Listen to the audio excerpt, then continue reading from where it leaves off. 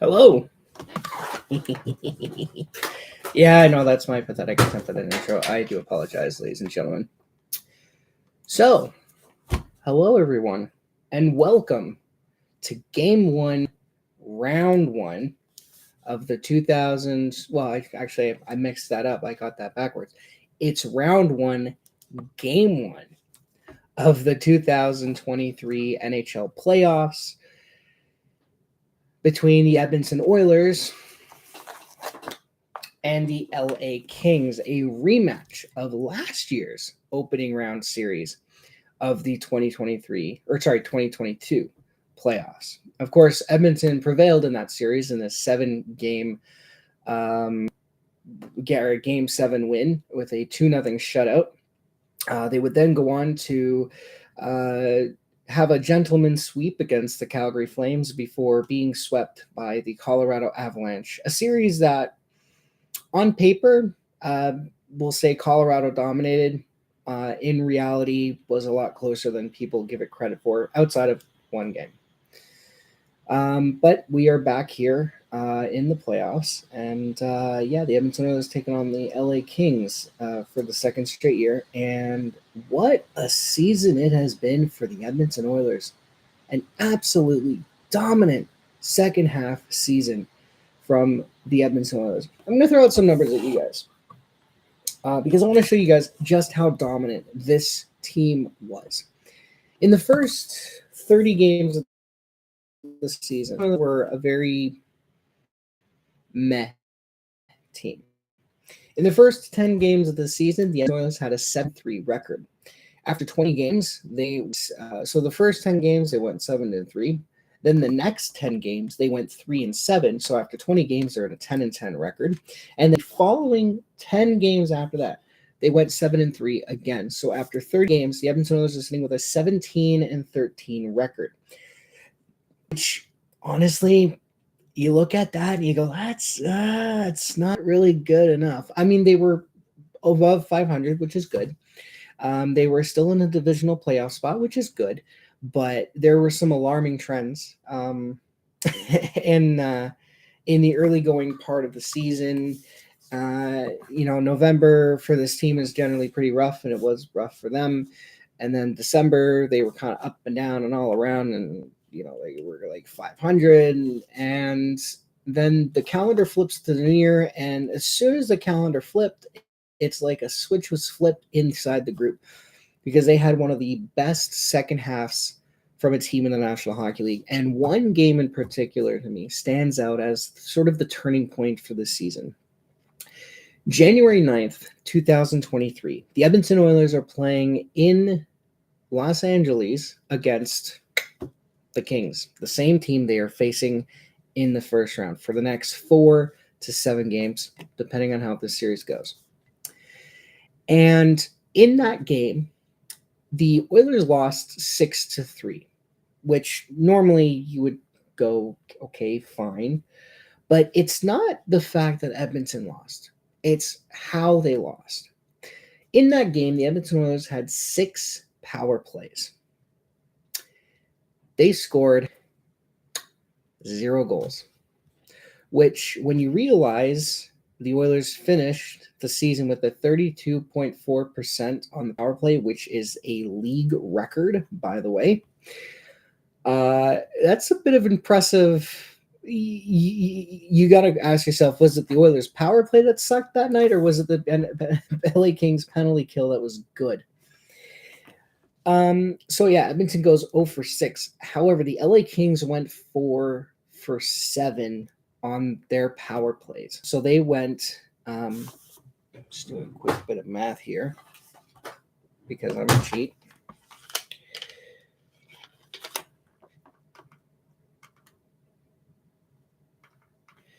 The Kings went 57.1% on the power play in that game. Edmonton went 3 for 7. The Oilers went 42.8% on the penalty kill. And after that game, the Edmonton Oilers players had a meeting and said, we need to stop the goals against. We need to start locking it down. And they did. After that game, the Edmonton Oilers would play 40 more games to finish the regular season. And their record in those 40 games, 29, 5, and 6. I'm going to repeat that because that's an impressive stat. In 40 games after a 6-3 loss to the Kings, the Oilers played 40 games, won 29 of them, lost only 5 times in regulation, and lost 6 times in overtimes / shootout. That is 64 out of a possible 80 points, which is an 800 winning percentage. But it gets even better. Because on February 28th, after a 3-2 loss to the Boston Bruins, a game in which Connor McDavid scored goals 49 and 50, and a game I live streamed on this channel because I wanted to see Connor get 50, the Edmonton Oilers made a trade.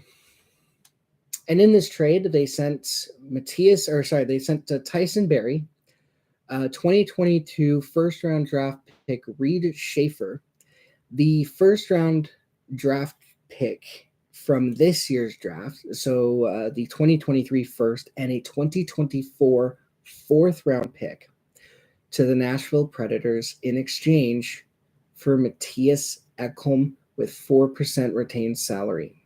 The reason they did that, I guess, to make cap things a little bit easier. But in any case, Mattias Ekholm would make his Oilers debut with the Oilers on March 1st against the Toronto Maple Leafs, and the Edmonton Oilers would go on to win that game by a final score of 5-2. Ekholm would go on to play 21 games with the Edmonton Oilers to close out the season. And the Edmonton Oilers record in those 21 games, 18-2-1.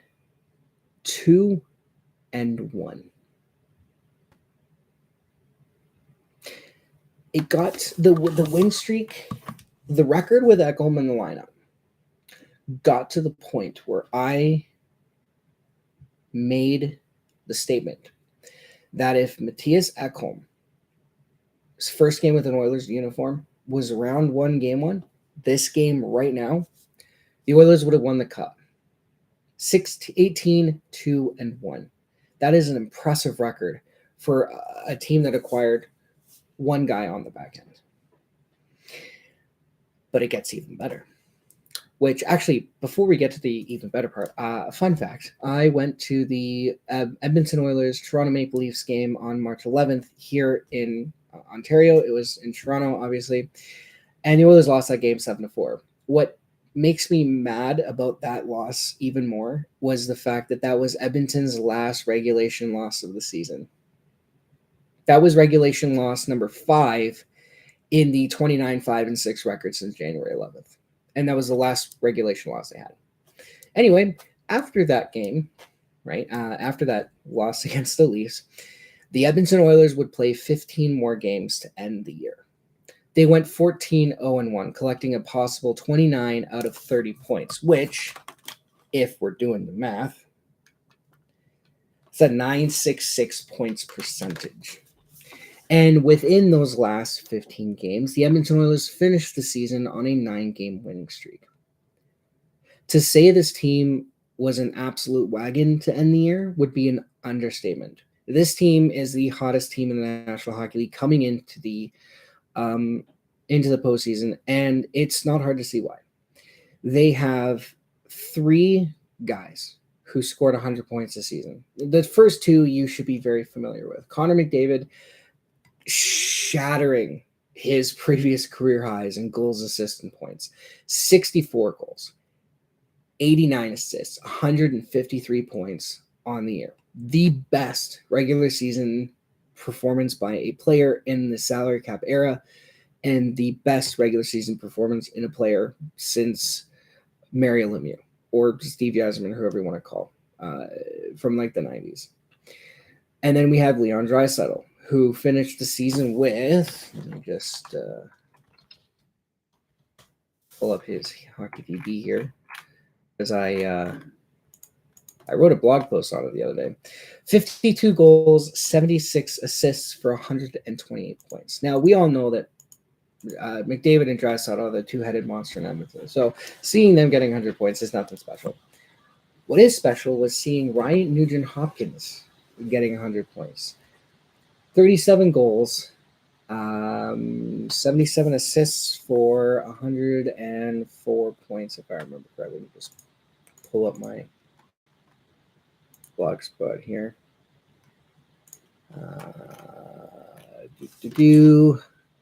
37-67 for 104 points. So 37 goals, 67 assists, 104 points for Ryan Nugent-Hopkins. But it's not just been those three. The forward depth in Edmonton has been the best I've seen since the 2016-2017 season. For the first time, the Edmonton Oilers have a bottom six that can not only hold their own against the opposition, but they can contribute. Going into tonight's game, here is the projected bottom six group for the Edmonton Oilers. Klim Kostin, Nick Bjugstad, Matthias Janmark, Warren Foegele, Ryan McLeod, and Derek Ryan. All six of those players I just mentioned have 10 or more goals on the year. And they're all in the bottom six. So depth scoring has not been a problem this year. And this is the playoffs, and you need to rely on depth scoring sometimes.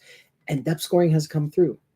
6 guys on the bottom 6 on a team that has a 64-goal man, a 52-goal man, 3 100-point players, a guy who set a career high in goals, assists, and points for the second straight year in a row, and you have 6 guys in your bottom 6 that are contributing on the score sheet as well as helping on the defensive side of the puck. That's what you need in the playoffs. But it's not just the forward depth. The defense has been revitalized since Matthias Ekholm was acquired. And for me, Matthias Ekholm kind of reminds me of Oscar Klefbom. Not in how they play, not in how they look or anything like that, but because their presence allows everyone else to slot into the proper places on the depth chart. And that was the biggest problem with when Oscar Klefbom was injured in 2019. It was when he got injured, all of a sudden, everyone is now having to punch above their pay grade, which doesn't work long term, right? Another fun fact: I actually went to the game. You know how I just said I went to the last regulation loss for the Edmonton Oilers this season. I went to the last game Oscar Klefbom scored in, which was also against the Toronto Maple Leafs, and that was pre-COVID in February of 2019. The Edmonton Oilers won that game 6-4. That was the game Connor McDavid just absolutely addressed Morgan Riley 4-4. But anyway, so yeah, Ekholm has come in and he has absolutely revitalized the defense. He has allowed Evan Bouchard to start flourishing again. He's allowed Darnell Nurse to take the pressure off himself to be the guy, and has allowed Nurse to kind of flourish. And it has allowed Brett Kulak to go back down on the third pair where he is most effective. And it's not just Ekholm. Vincent Desharnais. He was called up earlier this year, and he has been nothing short of phenomenal since being here. He doesn't score. He's got a couple of assists, doesn't have a goal. But defensively, he is solid. He's solid. And it was interesting because after the trade deadline, Elliot Friedman came out with a report that Edmonton was looking to make one more trade before the trade deadline, and it was for some sort of defenseman. It was for some sort of player. He wouldn't mention who, and he wouldn't mention what position, but it was for a player. However, Jay Woodcroft had a talk with Ken Holland, and they said, you know what, I think we have someone in the AHL who can do that. So we'll give him a shot, and we'll see what happens. And this is long before the trade deadline passed. This isn't like a day before. This was like a couple months before, because Ken Holland's constantly looking to upgrade. The feeling around the hockeyverse is that the player that they were looking at, Vincent Desharnais, and as a result of how well Dan Herne has played, the Oilers don't make another trade, and all they get is Ekholm and Nick Bjugstad, and that's a pretty good trade deadline for Edmonton. And then, of course, the goaltending. Stuart Skinner has been nothing short of fantastic this season, and it is great to see him flourish after it looked like he was not going to turn in anything. And I wrote this in my blog post again, and I will link my blog post in the description. Pre-COVID, Stuart Skinner looked like a meh prospect in goal. His numbers weren't that great in any of the leagues he was playing in. You looked at it and go, hey, he might turn into something. Probably could be nothing. We'll see what happens. And then COVID happens. And then after COVID happens, all of a sudden, Stuart Skinner just becomes the hottest goalie prospect for the Edmonton Oilers in years, since Devin Dubnyk. And if you guys ever wanted to know why Edmonton has sucked for so long, Stuart Skinner is the first drafted goalie to play for the team since Devin Dubnyk. Every other goaltender that has played for this organization since Devin Dubnyk left was acquired either via trade or free agency. No one was drafted, and any drafted goalies either didn't pan out or were trade father. I'm looking at you, Dylan Walls.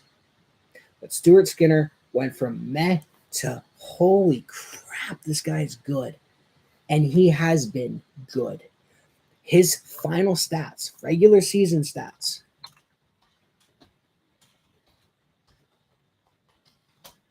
He set a franchise record, by the way, if you guys want to know how good he is. His final stats from the Edmonton Oilers, 50 games played. He's got 2 assists. Good for him. He finished with a 29-14-5 record. He had a 2.73 goals against average and a 914 save percentage. Those are good numbers from a rookie goalie, especially on a team like Edmonton that couldn't keep the puck out of the net for the first half of the season.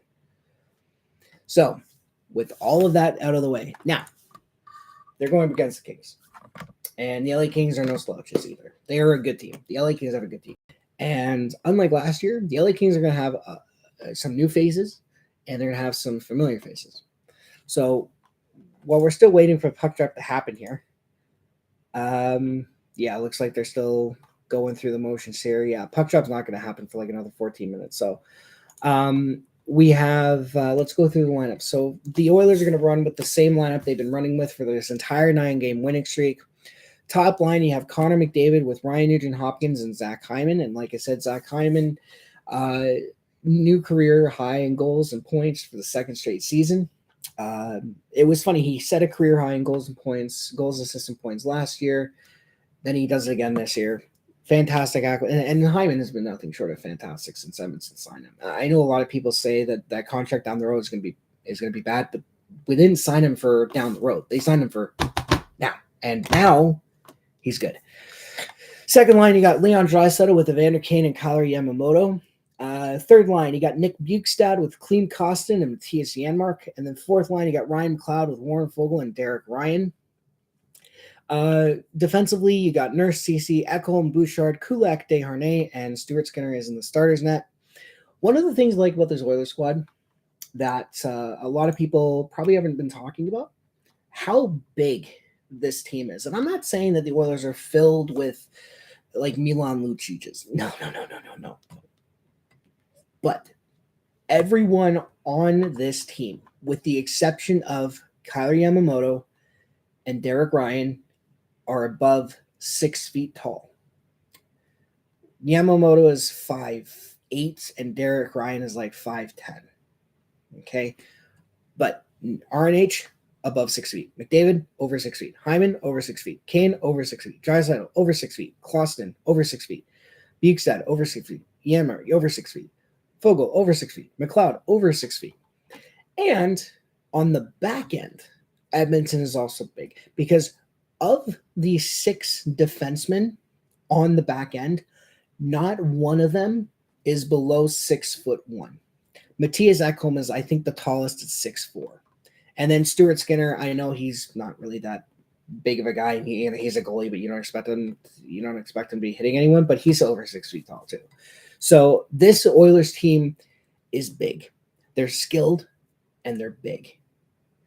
Oh, I forgot to mention part of the reason why Edmonton's been so deadly, aside from their killer power play, is they are, I believe, like the second in 5-on-5 goals since the second half of the season began. And they led the league in shorthanded goals at 18. So they can kill you on 5-on-5, they can kill you special teams, they can win any game. And during this 9-game win streak, that's exactly how they've been doing it. Yeah, some games they'll beat you 5-on-5. Other games they need the special teams battle to be won in order to win the game. The point is they can either outscore you 6-0 like they did Anaheim, or they can shut you out 2-0 like they did against LA. All right, Kings lineup expected. Not sure if this is confirmed, but you got Anze Kopitar with Quinton Byfield and Adrian Kempe. Philip Deneau with Trevor Moore and Victor Arvidsson. Curtis Lizotte with Alex Iafallo and Rignette or Kaliev, I don't know his first name. You have Kupari with Grunstrom and Anderson Dolan. And then defensively, Mike Anderson, Drew Doughty, Vladislav Gavrikov, Matt Roy or Derek Roy or whoever that is, Alex Edler, Sean Dursey, and in net, Jonas Korpisalo. He was acquired from the Columbus Blue Jackets at the trade deadline in exchange for Jonathan Quick. So, yeah, a lot of new faces on both teams, a lot of familiar faces, of course. Victor Arvidsson missed the 2022 first-round series with an injury, as did Drew Doughty. This year, Kevin Fiala and Gabe Vilardi, who are two of LA's offensive weapons, are not playing in Game 1. They may play later on in the series, not sure, but right now they're out for Game 1. This Kings team cannot score for their life. During the last half of the season, they couldn't score. And in the last half of the season, Edmonton played them twice, won both games by a combined score of 5-1. And the one goal that LA scored was a muffin shot from the point at the third period. The Oilers won the first game, 2-0, goals by Evander Kane and then shorthanded by Connor McDavid. And then the second game was won on the special teams. The Oilers scored 2 power play goals, and Darnell Nurse added an empty netter. The LA Kings lost by a combined score of 5-1. Heck, even going back to that 6-3 game, the Edmonton Oilers in the last 3 games versus the Kings, the Edmonton Oilers have outscored the Kings 5-on-5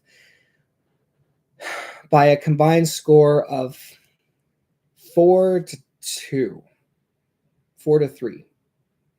So, I mean, it's going to be a close series. Here are my keys for the series. Edmonton, keep playing the way they've been playing. That's all they have to do. That's literally all they have to do.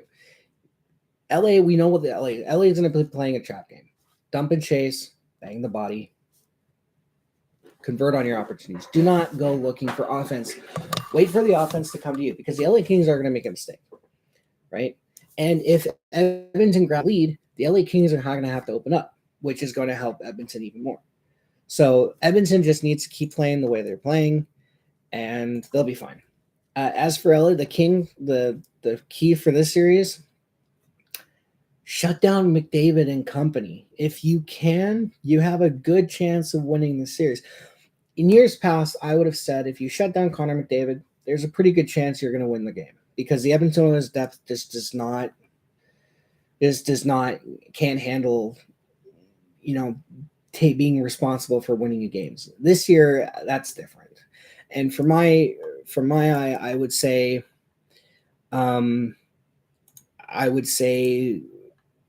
just try your best. That's all I would say. Try your best, because if you can't stop McDavid and Draisaitl, you're going to lose a series. And if you can, you also have to try and stop the depth. I'm just going to do a quick out-of-town scoreboard update for you guys, because we are it is 4 game ones are being played today. So one final already. The Carolina Hurricanes outlasted the New York Islanders by a score of 2-1.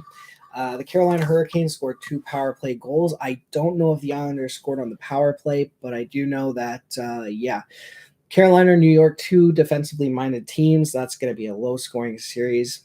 And, definitely think I think Carolina's going to prevail. And I think I had the Kings in 6 for that one.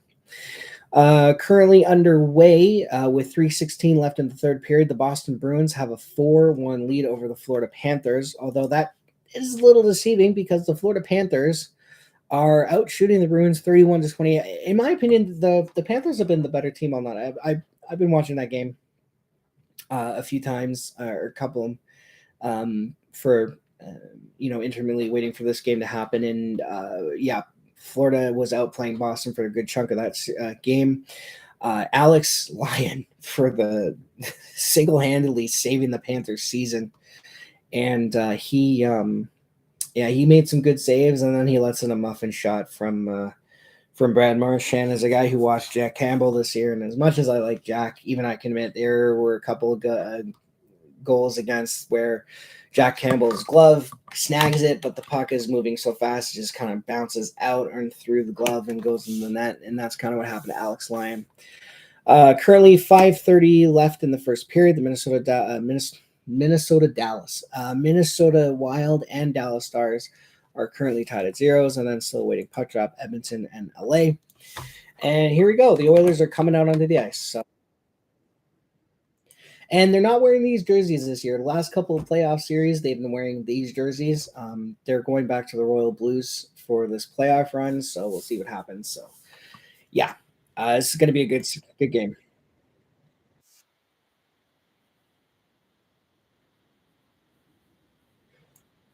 Now, keys to this game, or the key to this series for Edmonton, in my opinion, right now, win the first game. Going back to the 2017 playoffs, the Edmonton Oilers have played 2, 1, 1, 1, 2, have played 6 rounds of playoff hockey going back to the 2015-2016 NHL season. Of those 6 rounds of playoff hockey, the Edmonton Oilers won game 1 once, and it was against the Anaheim Ducks. Now, what I find a little bit funny is that they lost game 1 to San Jose, won that series in 6. They won game 1 against Anaheim, lost that game in 7. They lost game 1 to Chicago, lost that one in 4.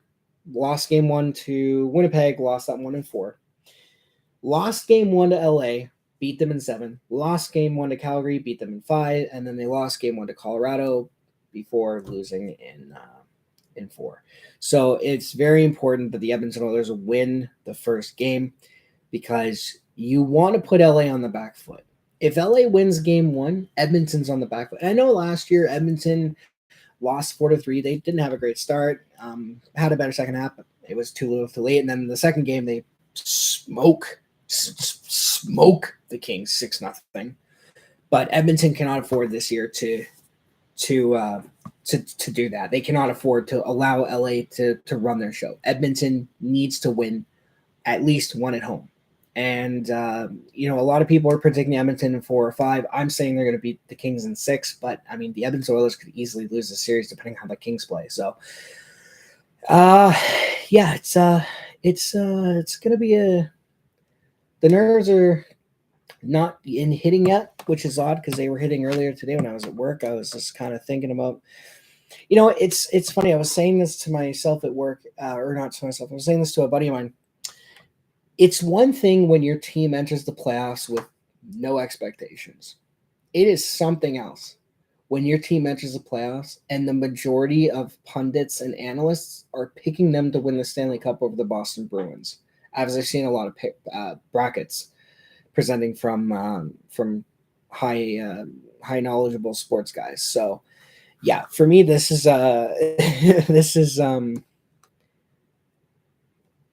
Oh, we're not doing Robert Clark?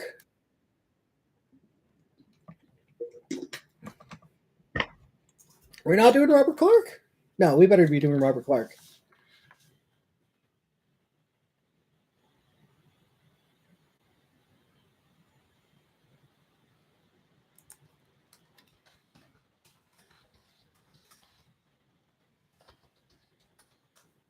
Anyway, well, they're doing the American anthem right now. Some It's some lady I've never met. I'm hoping Robert Clark does the Canadian national anthem because if he doesn't, that's going to be a problem.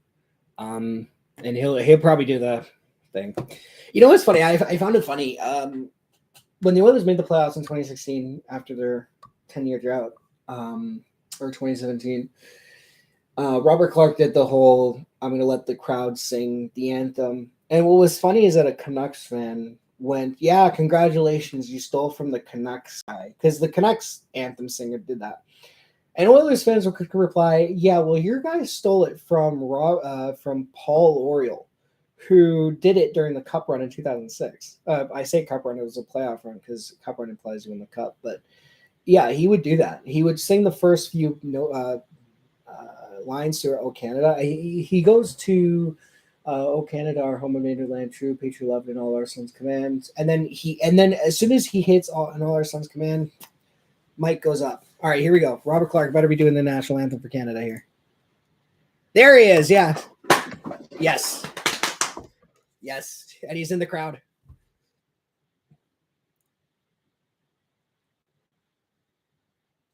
Here we go. Here we go. There it is. Home and native land. True. Oh, he's not doing it? Tree love in all our sons' command. There it is. Yep. We see thee rise, the true north, strong and free, from far and wide, O Canada, we stand on guard for thee. God keep our land glorious and free. Oh, Canada, we stand on guard for thee. Oh, Canada, we stand on guard for thee. Yeah, here we go. All right. So, quick score update for you guys. Boston's fourth goal is taken off the board, so it's 3-1 Boston now with 50 seconds left. Just wanted to point that out. All right, here we go.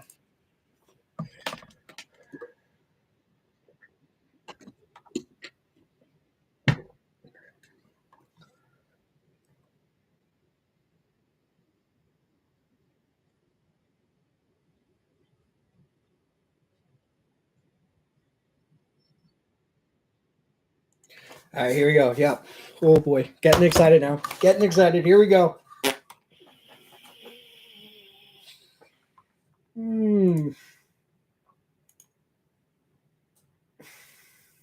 Breathe. All right, here we go. And Drew Doughty's not even on the ice to start. All right, good matchup from Jay Woodcroft already. But he's going up against Philip Deneau, who's a pretty good shutdown guy. I think if I remember correctly, a couple of years ago, Nate McKinnon, I think it was Nate McKinnon, said that if you wanted a good shutdown guy in the league, Philip Deneau is your man. All right, so Kings dumping the puck already. Matthias Ekholm, and like I said, what a pickup this guy has been. All right, Bouchard over in McDavid, goes off his skate, goes right to Ekholm. Here come the Oilers. Already, Ekholm tries to chip and charge, and you know this is how you're going to beat the Kings. You're going to have to beat the Kings playing the style. Chip and charge. Oh no, first. Is that Kopitar? That's number 12. I don't know who number 12 is. That's all right. Whew. Already some tense moments right off the rush. Who is that? Trevor Moore. Number 12 is Trevor Moore.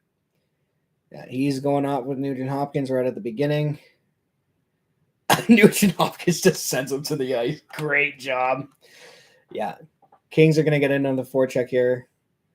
Yeah, blocked by, who was that, Connor with the block, or was that Nugent? I don't remember. All right, Draisaitl versus Kopitar. Yeah. LA is one of the few teams that actually can have a center matchup with McDavid, Draisaitl. You have Philip Deneau and Anze Kopitar, two guys who can match up well with McDavid and Draisaitl. So yeah, that's one of the few teams that can match Edmonton in that department. All right, LA dumps the puck in. All right, Draisaitl over to Kane. Kane is going to dump the puck and he's going to chip and charge. And Mikey Anderson is back in the lineup. He did suffer an injury last time these two teams played in Edmonton. McDavid got a hit. And I completely forgot to mention that. So the last time these two teams played in Edmonton, Edmonton won 2-0. But in the first period, Connor McDavid laid a hit on Mikey Anderson. Now, McDavid was given a 2-minute boarding call, and Mikey Anderson ended up leaving the game with an injury. Oh, right. Shot. Oh, missed the net. Who was that? I think it was Costin. Clean Costin. Or no, it was Janmark, I think. All right. Well, I'll explain after later. Janmark over to Bukestad. Bukestad fighting with 46. He gets that puck to clean Costin. Costin dumps it back down, tries to find Janmark, but it's going to get intercepted. Third line for him to crash it and bang. This is exactly what you need the depth for. Janmark sends it down low, but there's no one there, and Edmonton is going to clear the zone. Who's that? McLeod's fourth line's on the ice for Edmonton now. Anyway, so what was funny is that Kings fans were obviously calling for McDavid to get suspended. But what I found interesting was that happened in the first period, which means there were 2 periods of that game plus 3 periods of another game that happened 5 days later. And the Kings didn't do anything. They didn't do anything to show that they didn't like the hit. And then this morning, Drew Doughty says, oh, well, we didn't like the hit, so we're going to go after McDavid. 2 things, and I pointed out a number of issues I have with this statement from, missed the net, and I think that was another missed net. That could have been something. Oh, here we go. Who is this? Warren Foegele. Tries to find McLeod. He can't get the puck there, but he still holds line. CC, over to Nurse. Nurse, shoot. Is that in? That better be in. Nurse shot it on net, and someone immediately went to the front of the net. And Derek Ryan is pointing in the net. We have to look at this. This is going to need a replay here. So Nurse shoots it. Yep, saved by Korpisalo. I mean, you can't see the. Well, yeah, you can. It was Foegele. I mean, that should be a goal. I don't know. That should be a goal, I think.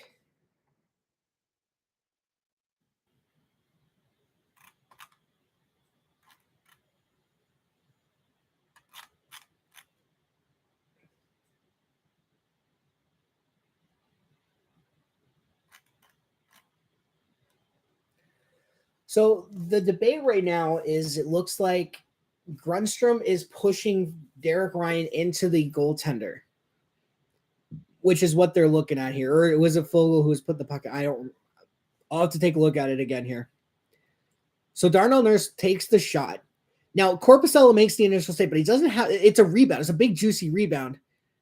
Yeah, Grundstrom is pushing Foegele into Korpisalo. That should count. Grundstrom pushes him into. Here we go. Are you serious? No goal.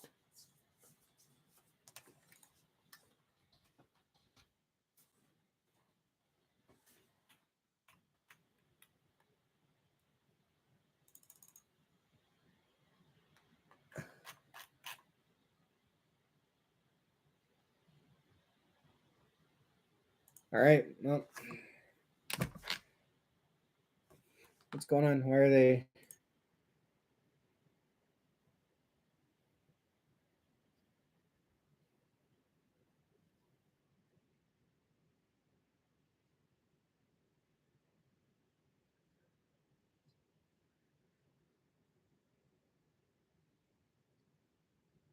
Anyway, so with Doughty's statements, there were a few things that I took issue with, and it was something I posted on the Sportsnet comment section for the things here that they put it on.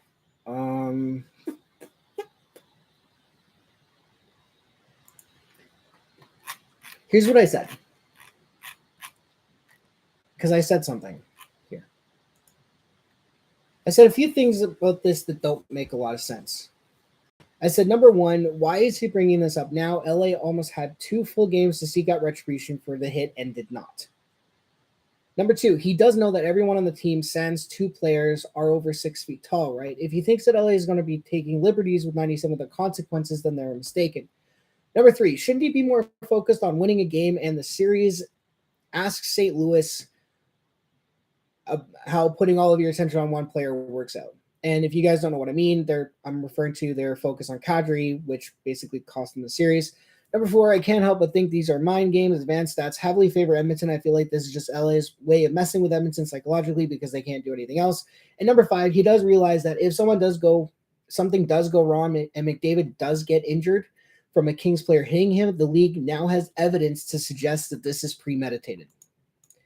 So my argument against Doughty's thing here is basically, I'm not saying that I don't want this to happen.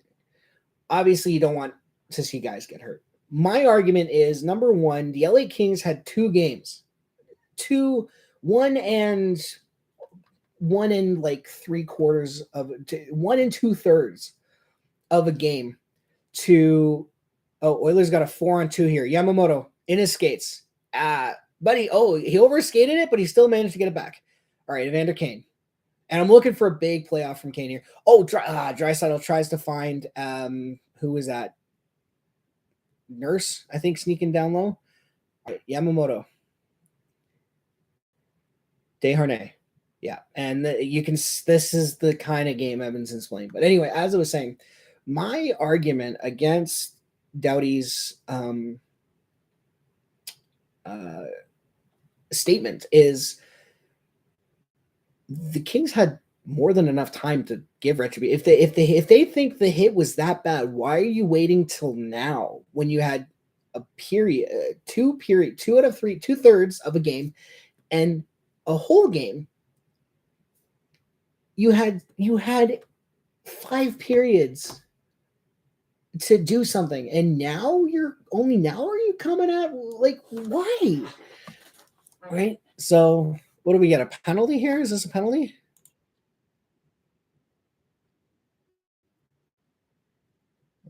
No, it doesn't look like a penalty. All right, 14:55 left in the first period. Shots are 2-1 in favor of Edmonton. This is pretty much what I expected. Oh, right out in front, and Hyman misses that by inches. All right, Nuge, or Hyman rather, over to McDavid. McDavid behind the net, can't control the puck. Dursey and Edler, it looks like, or it was Deneau battling with McDavid. Good stick by Deneau, but Connor gets it back. Connor, sifting, tries to shot, but it's blocked in traffic. LA Kings are going to clear it out. Not enough icing. Ekholm. Yeah, and what a deadline acquisition he's been. Absolutely just a stud for Edmonton.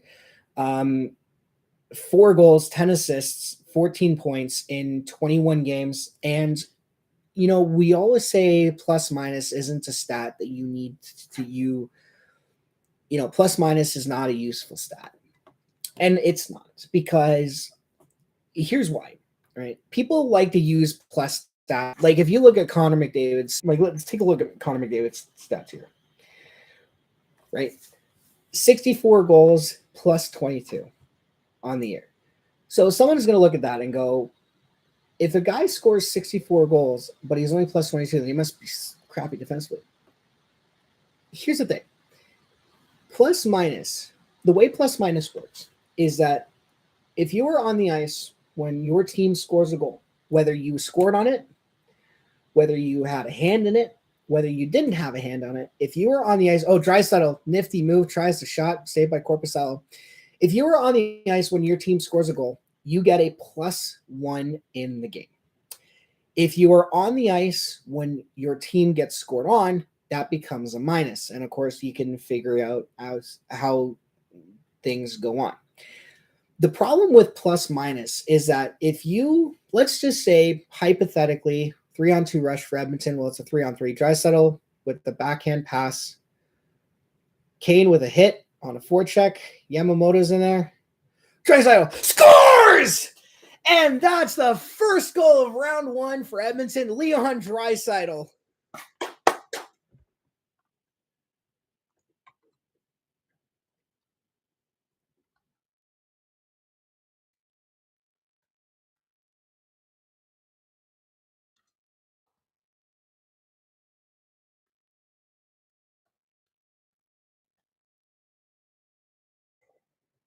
So forecheck by Kane, Yamamoto gets in there. Was that Janmark? I think that was Janmark. Dries just finds Draisaitl. Holy moly. And it was Janmark trying to, I guess, pass the puck there. Looks like Janmark was trying to pass it or try to shoot it. It goes off a King's defenseman right to Leon, and he's not going to make any mistake on that shot right there. That is perfectly placed. Leon Draisaitl gets the first goal, and that is exactly what Edmonton needs. That is exactly what Edmonton needs. They are playing a team that traps it up, and if the LA Kings are trailing, they have to open it up, and that's going to favor Edmonton. Absolutely fantastic stuff. I got to see this live. That is absolutely stuff from the Edmonton Oilers right there. And my screen freezes. Of course it does. Okay, we're just gonna.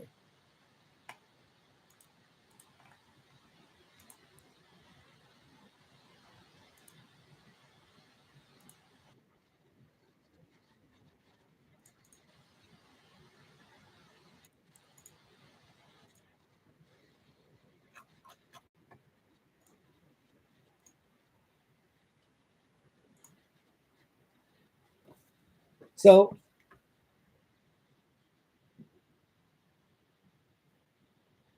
yeah, so forecheck by Kane.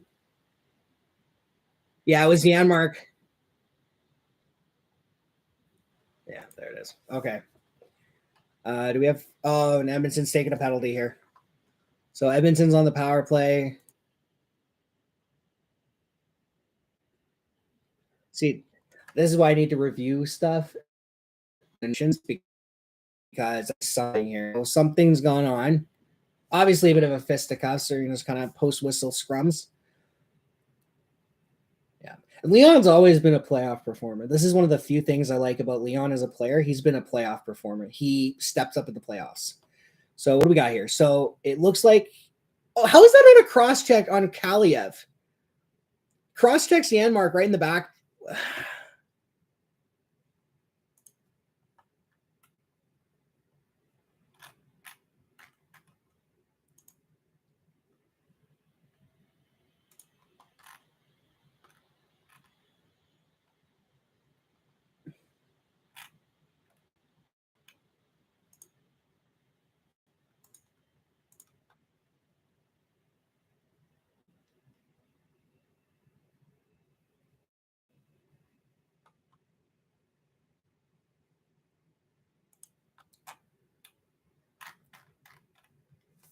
All right, so we'll have to figure out what's happening there. So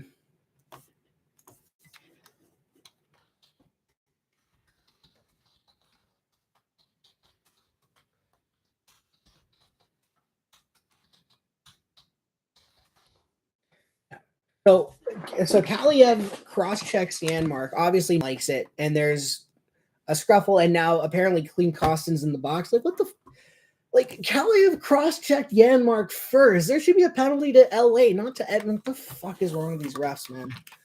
Oh yeah, typical refs. Edmonton's leading 1-0. Gotta favor the US team. Oh god. Well, you know what? That's fine. Edmonton's penalty kill has been better. Was pretty good.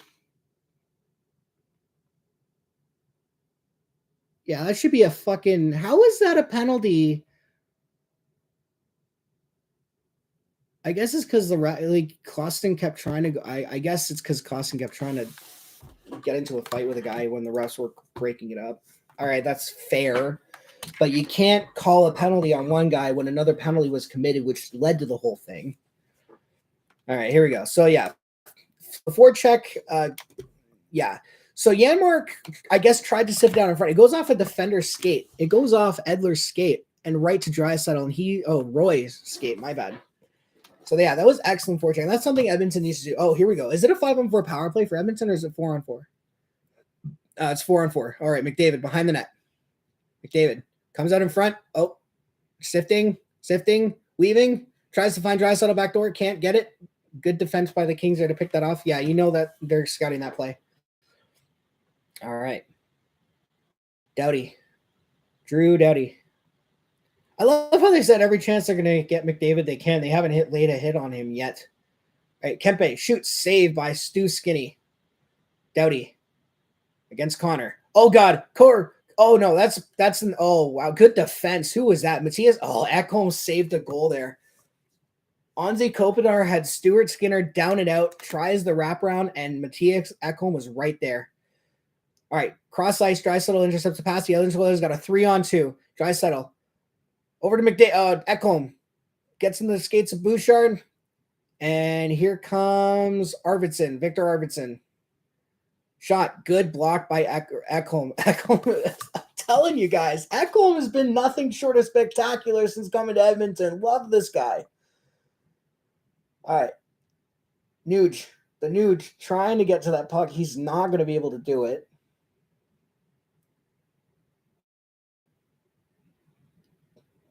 CC holds the line. Good for him.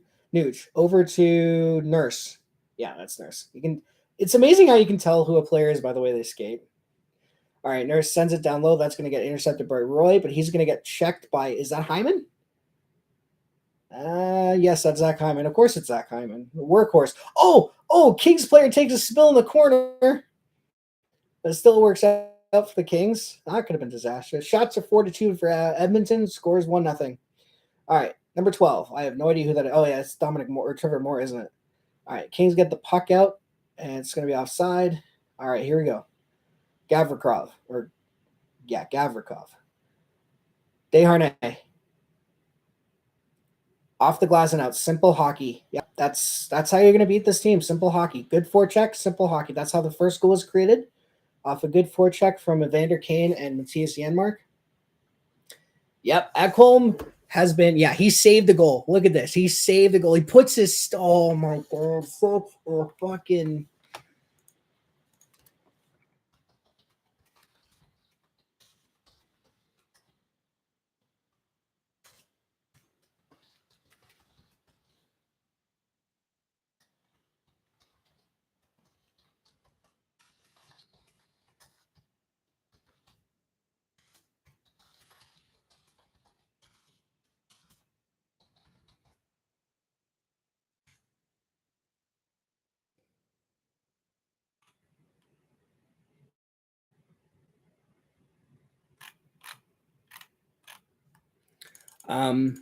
Yeah.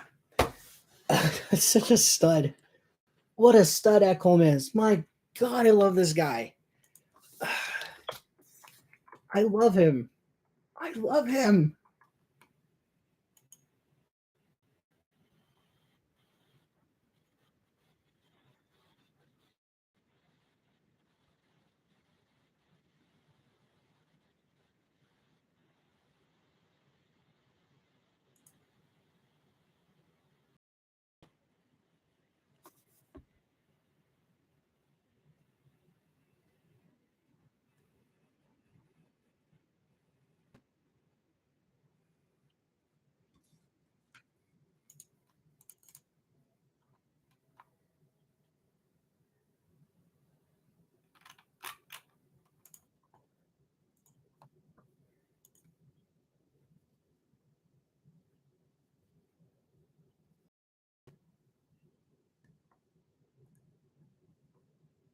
Yeah, just a wagon. Love it. Yeah. Man, this is... Oh, yeah, and it was an even strength goal because apparently that was something Edmonton was going to struggle with in the series.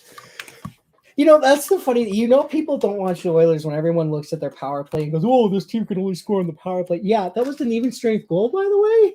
Edmonton hasn't had a power play yet. Either team has. It's been 4-on-4 hockey for the last couple minutes. I think a 4-on-4 is still on. Nope, back to 5-on-5. All right, CC. Over to Draisaitl. Oh, yeah, Draisaitl's playing on two ankles, by the way. None of this one ankle crap that we saw last year. Kane behind the net. Sends it under front. Tries to find Yamamoto, but it deflects off a King. Goes behind the net. And Kings get it out.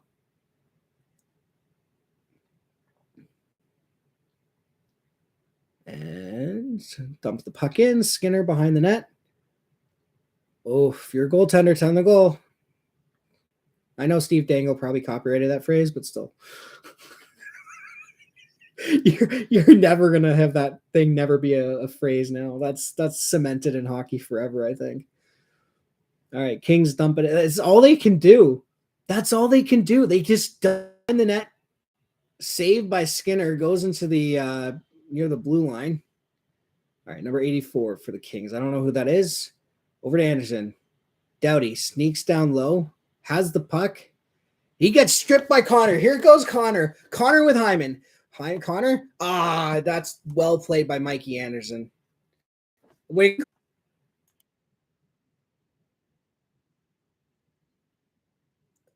So McDavid.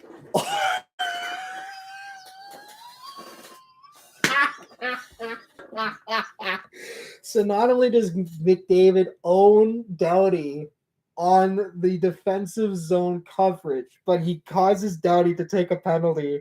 And the Edmonton Oilers, McDavid, he just easily strips it off Doughty, and he's off to the races, and Doughty hooks him. That's a hook.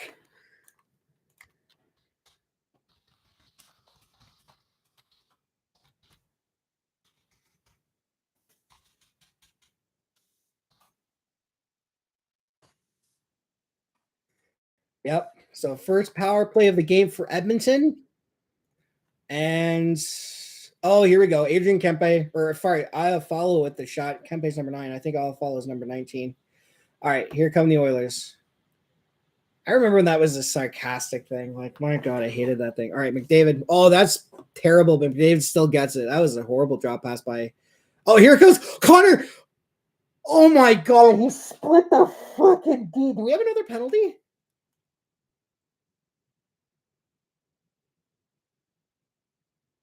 Connor McDavid just dipsy doodle dangled the entire Kings team and drew a second penalty.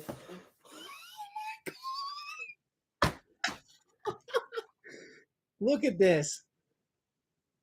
1, 2, just 3 guys.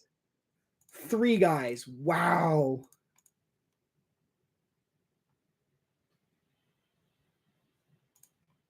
So it's a 5-on-3 power. Look at this. Oh, Mikey Anderson. Oh my God.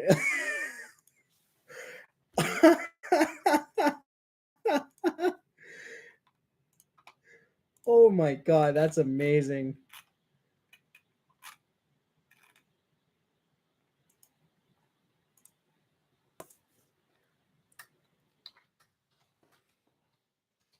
All right, I'll tweet this after. So 5-on-3 power play. McDavid, Bouchard, over to Draisaitl, Wines, fires, blocked, but Kings can't clear. Bouchard, Draisaitl. I mean, the Oilers need to put this away right now. This is a great opportunity here. McDavid, Draisaitl. McDavid shoots. It's in the feet of Nuge. He still gets it. Here we go. Bouchard. Fires. Scores! Evan Bouchard wires it.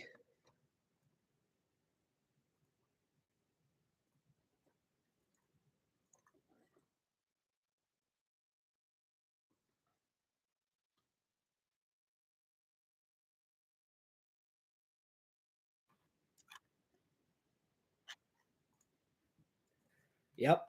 That was exactly what Edmonton needs to do right now. Yeah. LA couldn't clear it.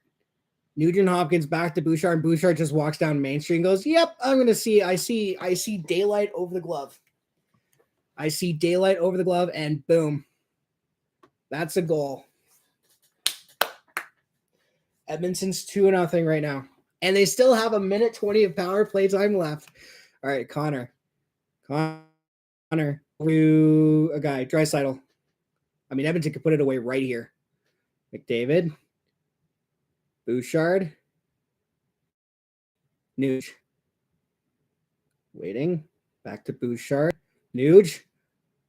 Oh, tries to find Hyman backdoor for a tip, and he just missed that. Nuge. Hyman. Or no, sorry, that's Connor. Connor Sifting shoots, missed the net. And it's going to go up. 47 seconds left on their second power play, I should say. And that's offside.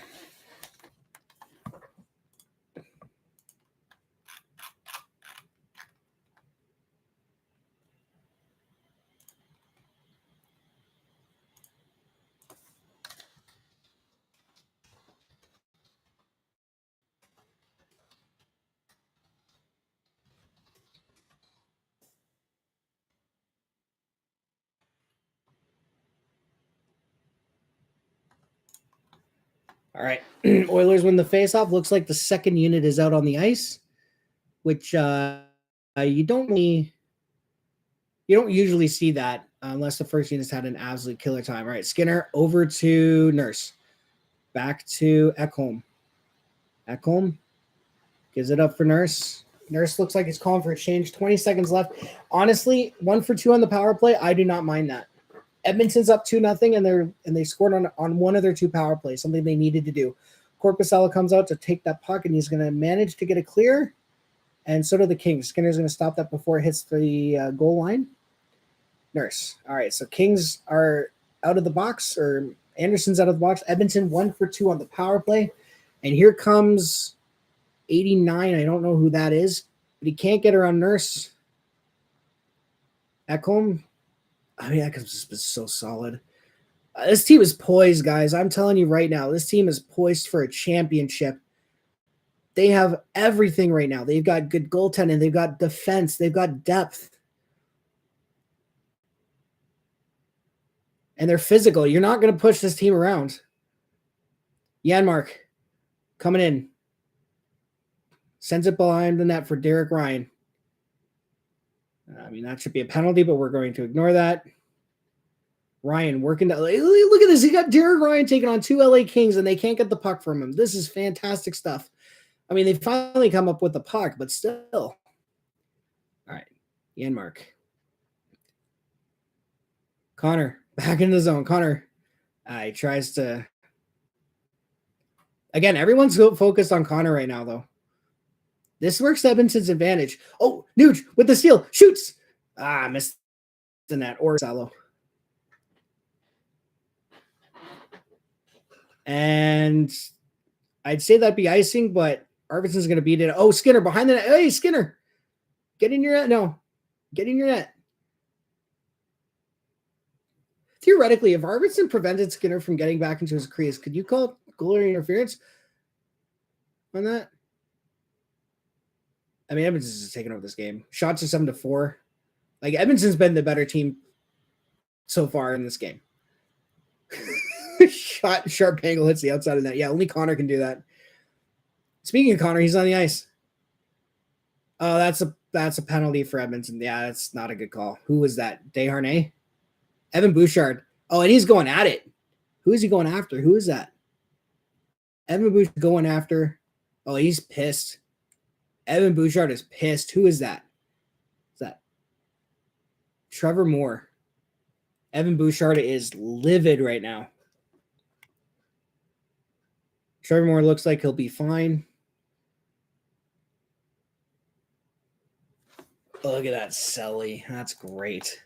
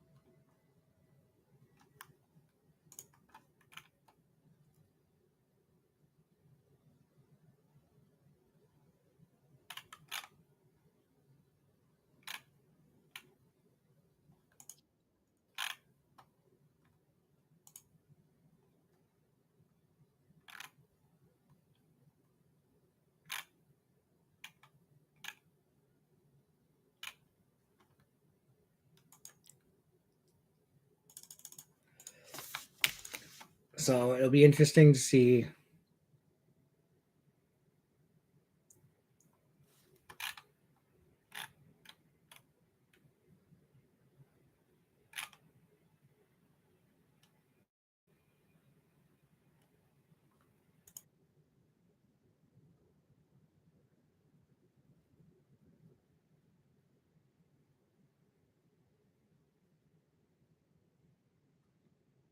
Oh, this is great. This is a great feeling. All right, so yeah, they're talking about just going to go through right now. All right, so what's the penalty here for? So Leon scores. Really, what are they talking about? Okay, there's so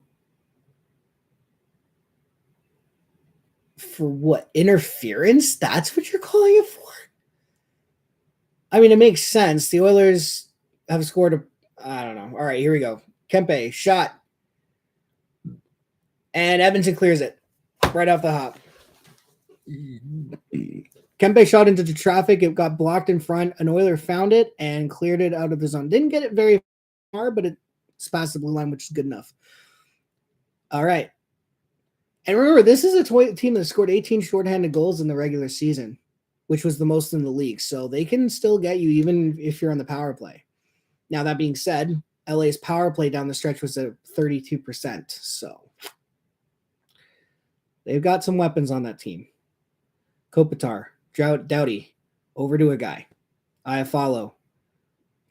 Doughty, Kopitar, down low, back up top.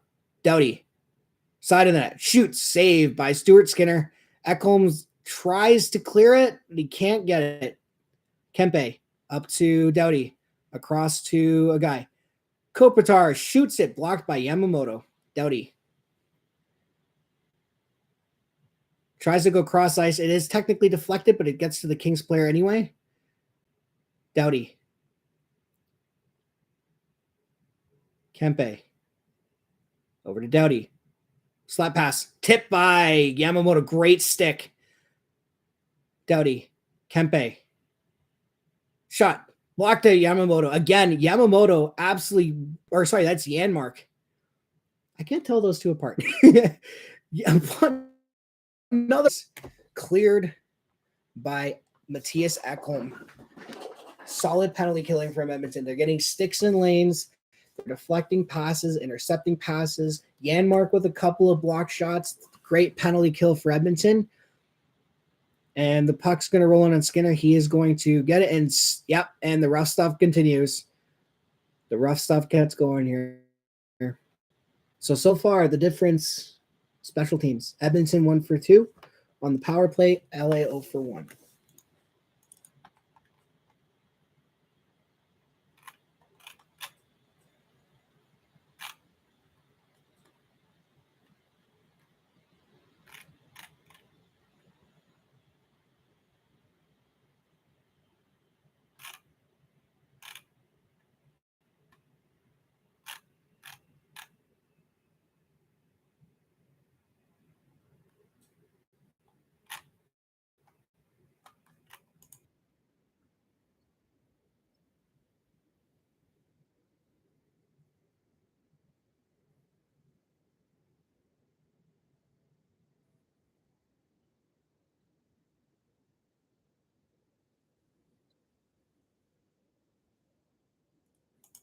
Why the hell would he do that?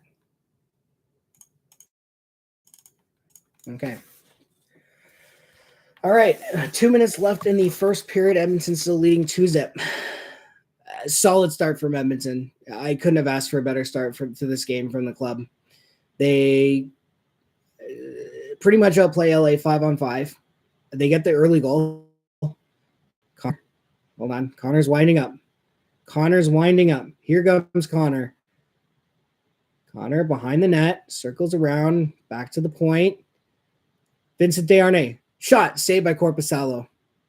Wouldn't it be great if Vinny did here in these playoffs? Like, that's the thing. You need goals. Guys, you're not going to expect to get goals from. Right? But this is playoff hockey, baby. Get the puck on net. Minute 12 left. Kulak. I miss the days when refs saw a stick on the ice and just picked it up. Okay, there we go. To say that the ref goes a bit to a stick. Nowadays, they're just more than happy to let it sit on the ice until a stoppage and play. Fogle shot, saved by Corpusalo. Here come the Kings. Quinton Byfield. He's got a 2-on-2 rush. Oh, good defensive play by the group. Leon Draisaitl got back, and then another forward got back and intercepted a good rush chance. That was well developed. Oh, Kane on the forecheck. He gets in there, starts crashing bodies. Fogle. Shot. Oh, man. A puck is bouncing around everywhere. Nurse.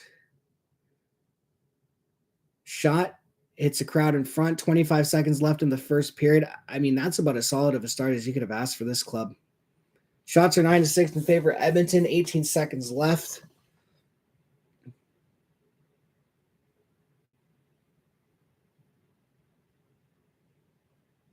Eight seconds left. Costin behind the net. Come on. Throws a reverse hit. Oh, and Edmonton fans love that. And the first period comes to a close. The Edmonton Oilers lead it 2-0. Solid first. Oh, and we still got stuff coming on here. This is great.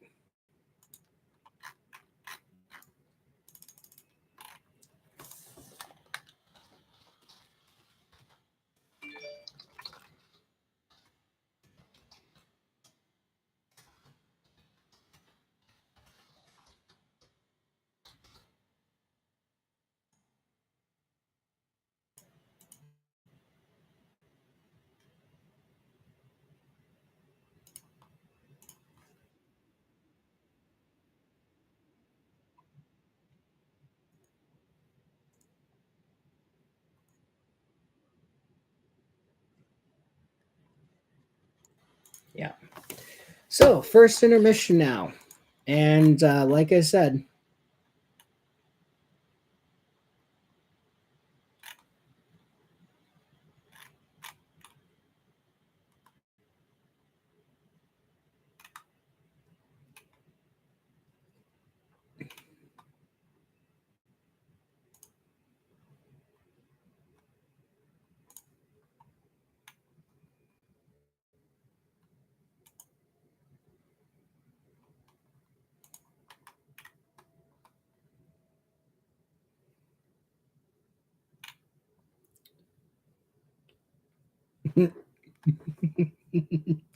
every day you don't sign Evan Bouchard for 8 years and hand him his comedy lunch burlap sack with $1 sign on it. It's a day wasted.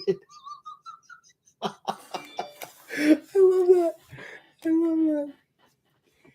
That's great. I'm liking and retweeting that. That was fantastic. I like that. Every day you don't sign Evan Bouchard in 8 years and hand him his comically oversized. Oh, that's great. I cannot. All right. Well, I'm supposed to do a score update for you guys because it's the intermission. This is the part of this stuff that I don't know what to do because I'm not carried by anyone, so I can't like go to a different stream. I can't go to like a commercial break. I can't like put up a video that says we will be back for a second. I can't do anything. So you guys have to stick with me. But here we go. Score updates as of right now. So Boston beats Florida 3-1, so they take a 1-0 series lead. Carolina beats the New York Islanders 2-1. They take a 1-0 series lead. 12:32 left in the second period. The Dallas Stars are currently up 2-1 on the Minnesota Wild, and of course, after one, Edmonton's up 2-0 on the LA Kings. Oh, it's so good to see a 0 on the board. I'm telling you guys, this Kings team can't score, and they're now.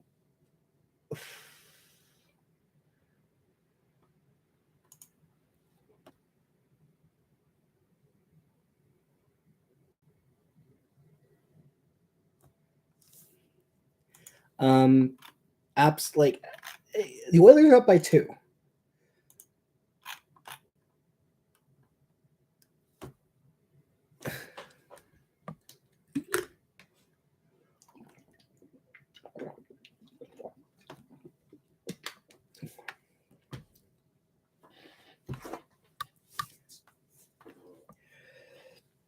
Right. So, okay. So here are my thoughts on that first period.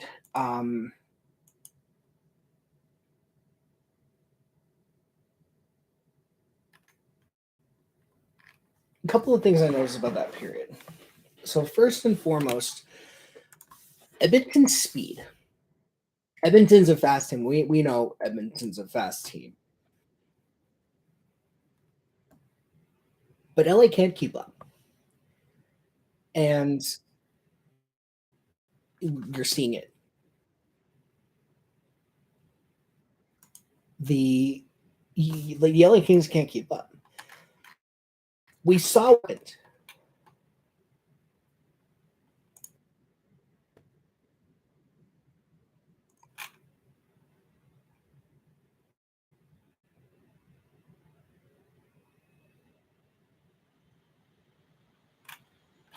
Um, and you saw it on the first penalty McDavid drew on Doughty. Doughty couldn't keep up with McDavid, so he had to hook him to slow him down. And of course, you can't do that. And then you saw him split the defense with the Kings, going 1-on-3, and they had to take another penalty to stop him. Edmonton, LA can't keep up with Edmonton speed, so they have to play the trap, which works when it's tied and you have the lead. They don't have the lead. They're down by 2. Now they have to open it up. Now, a goal can change that, right? Here's the thing. Edmonton, yeah, they're up by 2, but in the playoffs, a 2-goal lead might as well be a 1-goal lead because you see it all the time. 2-goal leads are not safe anymore. 3-goal leads aren't even safe. But if Edmonton continues to play the way they've been playing, and they had a solid first period, great defending. They barely gave anything up. I don't know how many. Sorry, I turned off my mic. I don't know how many grade A chances LA had in that first, but it didn't seem like a lot. Yeah, LA has 6 shots, but really, how many of them were dangerous? I would say maybe 1 or 2. But that's it. Edmonton is out hitting LA 22-11. They're out shooting them 9-6. They're outscoring them 2-0. Edmonton has been the better team so far. Now, it's only 1 game, so I'm not going to get too excited, and it's only been 1 period. This could easily flip in the this could easily go and south in a period or 2. But what I am saying, Edmonton is playing the right way, and it's working. I don't think I've seen a better playoff period than probably since the second period against shot him.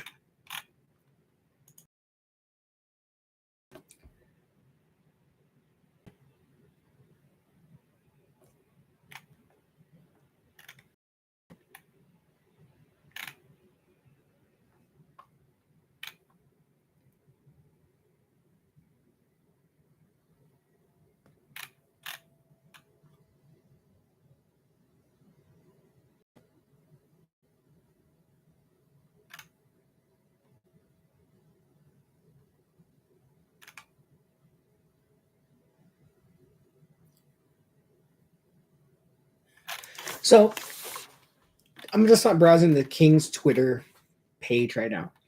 I follow all the NHL teams in the league because I want to see what's going on. So here's the tweet, down 2 after 1. Just reading some of the comments here, just kind of see the sense of what the LA Kings franchise is saying. Because here's the thing. Look, every fan base has that idiot that's always, my team is always going to be better than yours, yada, yada, yada. I used to be like that. When I was a Leafs fan, yes, I used to be a Leafs fan. You couldn't tell me there was a better team than the Maple Leafs. And this was before I knew about playoffs and all that good stuff. And I grew up watching the Cujo, Sundin, Caberlet, Tucker, Domi, Leafs. That was my team growing up. And I met Cujo once. And it was a great experience. I even have a photo with him. I still have that photo.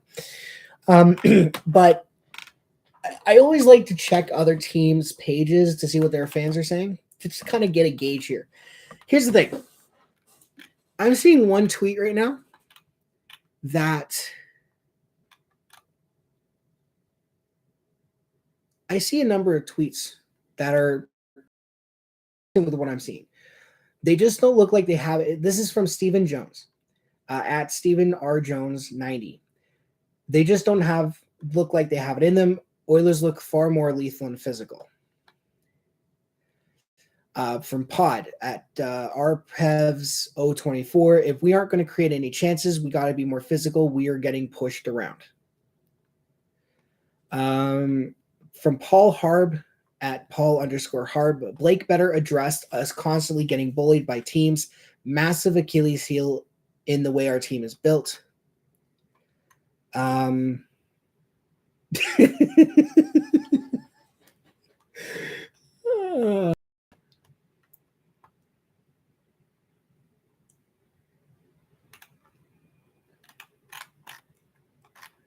saw another one here from Esper at autumn_voyage_. It outshot, outplayed defensively. Where is our strength? So a lot of Kings fans are seeing what I'm seeing. Now, again, it's only one period. Only one period of play. And it's the playoffs. Anything can happen in the next 40 minutes. The Edmonton Oilers, because here's the thing. 2017, round one against San Jose. Game one. Edmonton had a 2-0 lead. They lost 3-2. Anything can happen. But the way Edmonton's been playing, it doesn't look like LA is going to do anything right now. Now, again, that can change because you get 15 minutes. And the message in both locker rooms right now is this. Jay Woodcroft is telling his team, do not change a thing. Keep playing the way you're playing. We're playing great. Don't change anything. Todd is probably sitting there going, well, let's make some adjustments. Let's see what we can do. Because here's the thing. They got video replay in those locker rooms. I've never been in an NHL locker room. I don't know what they got in there. I do know they probably have access to some sort of TV where they're quickly reviewing what happened. They're probably just going through some highlights of some plays that resulted in some bad things. And they're probably highlighting positive things. And they're probably sitting there going right now, don't do this, do this. For Woodcroft squad, again, the message is the same. Don't change anything. Just go out there, continue to play. We've been playing for the past, last 15 games, and we'll be fine. And right now it's working, right?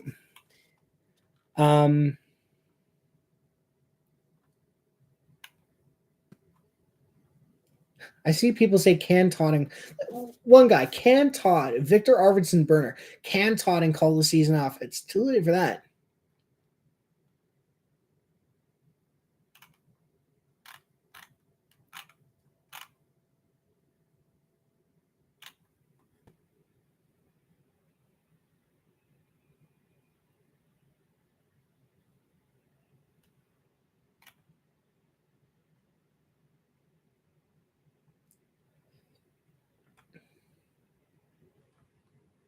Kings getting bullied by Edmonton. They got to show some toughness in the second, or it's going to be a long, quick series.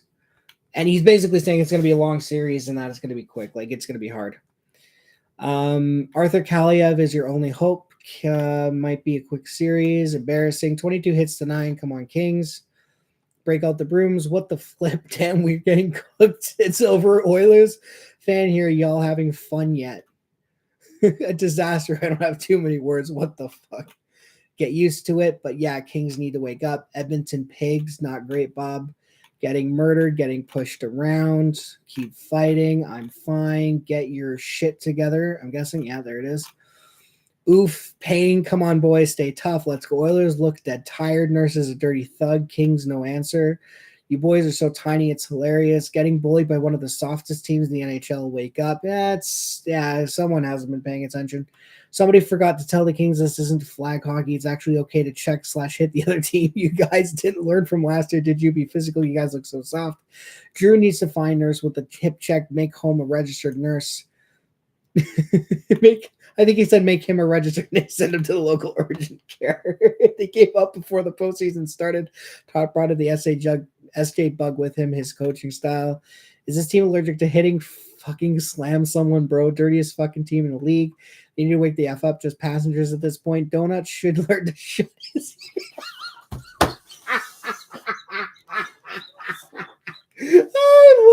I love it. Donut should learn to shut his yap. Obviously, he's washed up and can't back shit up no more. Trade him to Vegas next year. Start checking for God's sake. Oh my God, playing nice and passive ain't gonna get you anywhere. And stop letting McDavid just run away with the puck. Hit the pitch. Welcome to the Thunderdome. 44-8. Can't play hockey anymore. A true shame. If anyone checked McViewership like Nurse just did to Drew, they'd be sent to the electric chair. So, I'm reading some of these replies are hilarious. Best power play in the league, so Doughty gives them a 5-on-3. Friggin' idiot. Completely gutless performance. Actually, it was Anderson that gave him the 5-on-3, not Doughty. Doughty was already in the box when it happened. Wait the F up. F you. This team is soft. F you. Okay, that's a yeah. F you refs. And there's another word in there I'm not gonna say. Fuck, Pavelski hit his head on the ice again. Oh damn.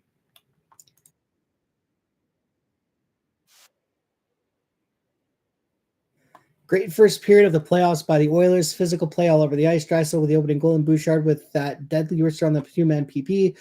McDavid is flying. Shot blocks and defensive play look good. Crowd energized. More, please.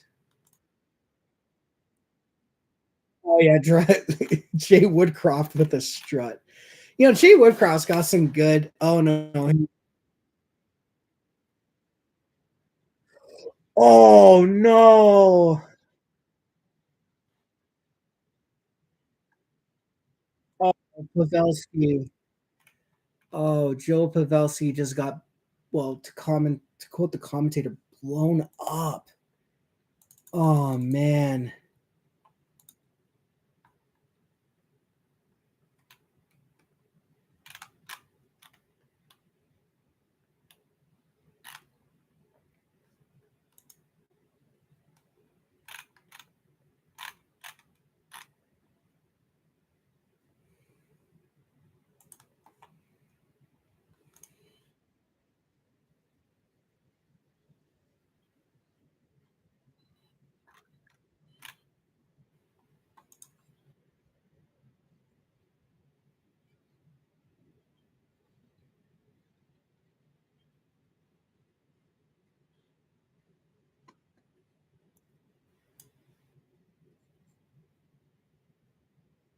Here. Oh, my God.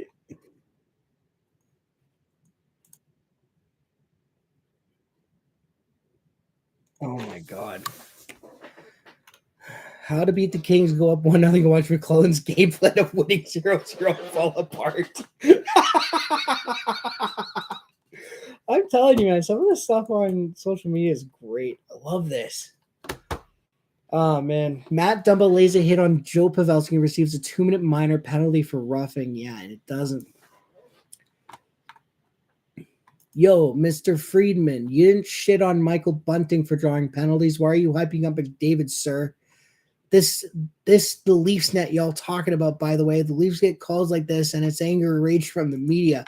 Like, what more do you want, dude? There's a hooking call and oh my god. Nerds was total filth. That line, keep walking the line, Darnell. Just don't cross it. This game is over.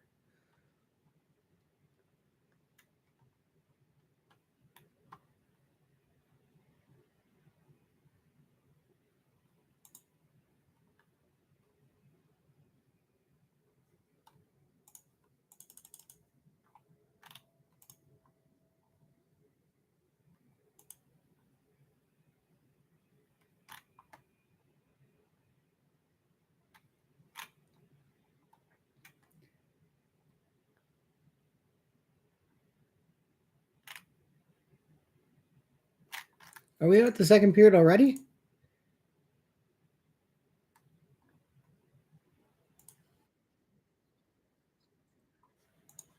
And they said they're looking for more. I'm guessing the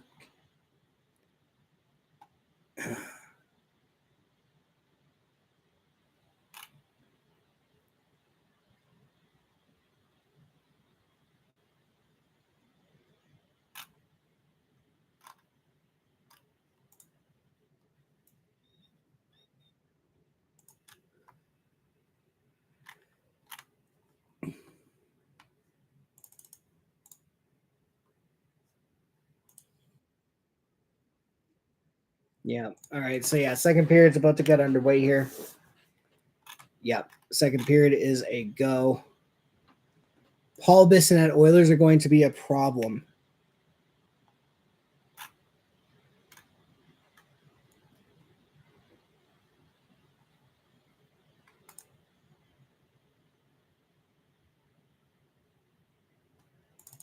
All right, here we go. Puck drop for the second period. So, what did I say? Edmonton, keep playing the way you're playing. I expect a pushback from LA here. They're only down by 2, and 2-goal comebacks in the playoffs are a norm now. So, even in the regular season, they're a norm. So, I expect pushback from LA. Here we go. So, Doughty. Oh, that's already oh, wow. Bouchard. Oh, so Doughty gives the puck away. Edmonton already has a good scoring chance. All right, McDavid overskates the puck. He's in pinned. Hyman's going to dig that out, but LA is going to get it back. That was not a great pass by Doughty. It was intercepted right by Evan Bouchard.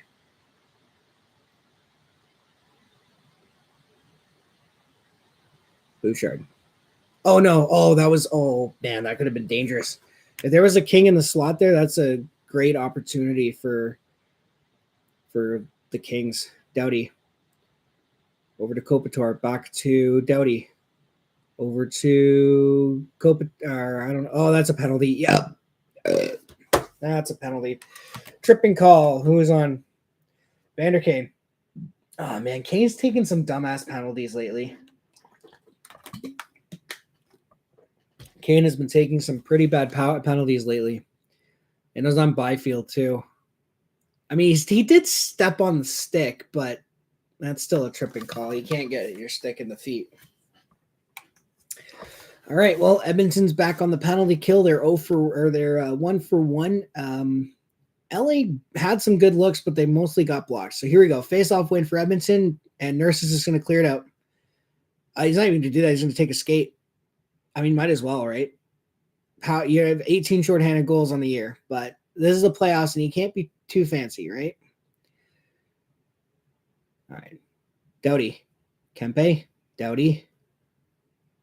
Dice tries to find a guy, but he can't do it. Oh, it goes right to Kopitar. Kempe. Over to Arvidsson. Tries to find Doughty back or Kopitar back door. And Edmonton's going to clear that out. 75 seconds left on the power play. Shots are 10-6, score 2-0. Shots are 10-6 for Edmonton, scores 2-0 Edmonton. All right. Number 34. That could have been a break for, who was that? Janmark? That could have been a good break for Janmark. Dursey shoots off the backboard, off the boards behind the net.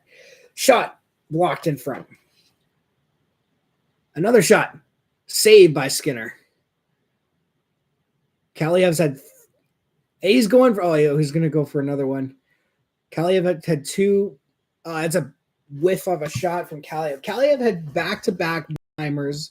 The first one was blocked. Second one was saved by Skinner. He tried to feather one through on the third, but it got blocked and cleared. I'm telling you, this is a different team, man. Nurse. Over to McLeod. It's going to miss McLeod, but it's going to go behind the net. And Kings reverse. 10 seconds left on the power play. Kings are going to go 0 for 2 here. Again, Edmonton winning the special teams battle right now. Yep. Kings 0 for 2. Edmonton 1 for 2 on the power play. This is great. Shot. Saved by Skinner. Puck can't get out of the zone, though. Here comes... Was this a 2-on-1? Gavrikov gets the puck out. And Kane's going to dump the puck in. And I guess it hit a stanchion, or was it offside? Or is it icing? I don't know. Yeah.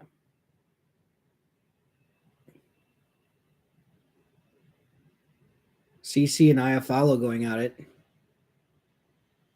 Yeah, Kaliev. So first shot blocked by Ekholm.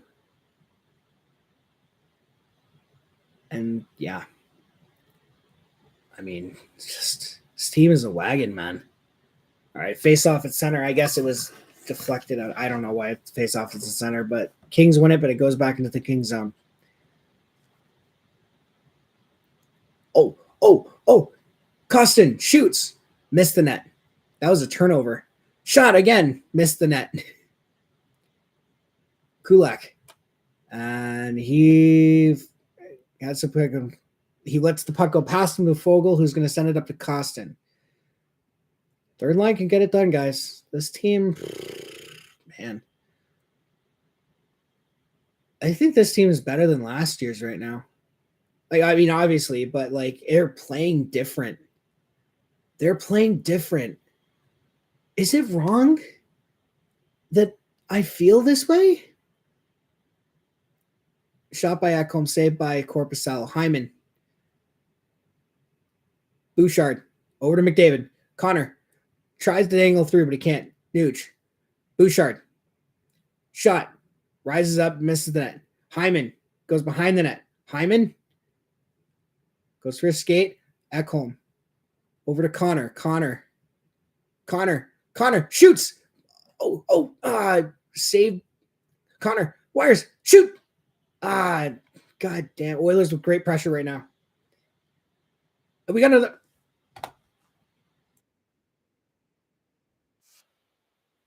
And the Oilers take a penalty. Good offensive zone pressure there. Got some good looks.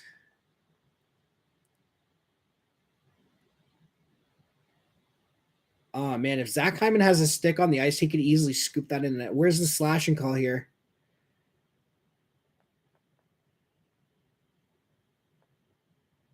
Oh, he slashes Byfield's stick. Yeah, okay, that's a penalty. You can't do that. All right, so Kings with their third power play.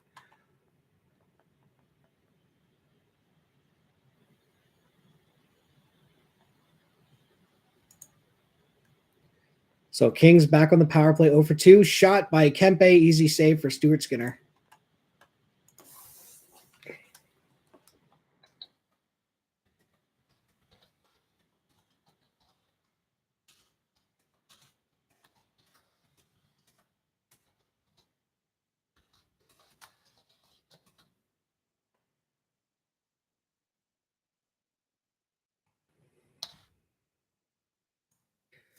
Right.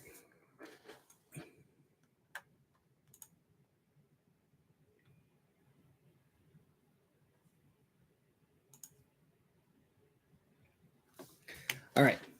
Face-off win. Back to the – oh, Doughty bobbled – or he sent it over to a guy, bobbled at the puck. Nuge tried to go for a breakaway. See, the problem is, here's the thing that makes playoff hockey so different from regular season hockey. Oh, before we get that shot, saved by Skinner. In the regular season, you can afford to be a little sloppy because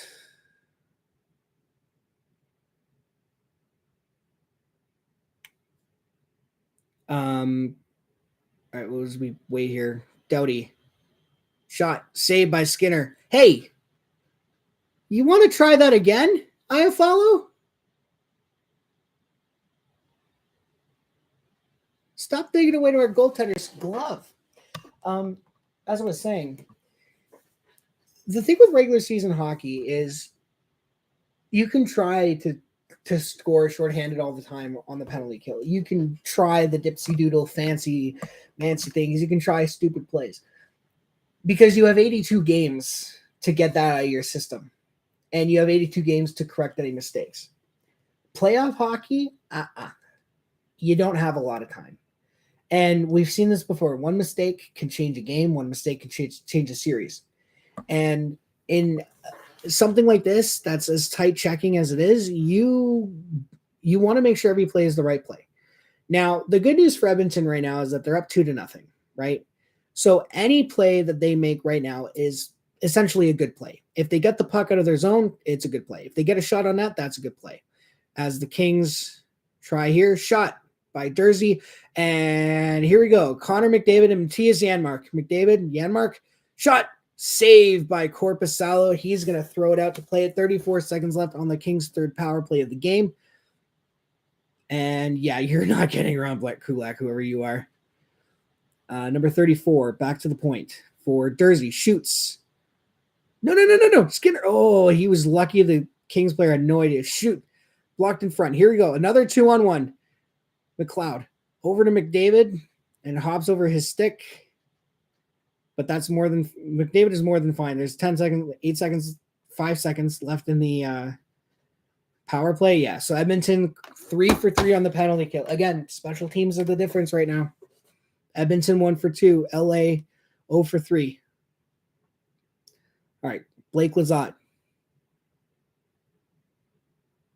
Is it Blake Lizotte or Curtis Lizotte? I don't remember. All right. Oh, wow. Some Kings player just got upended. Yep, here we go. Hyman over to Yamamoto. Yamamoto drop for Derek Ryan. Shoots, and that's into the glove of Korpisalo. And I think we're going to get a commercial break here.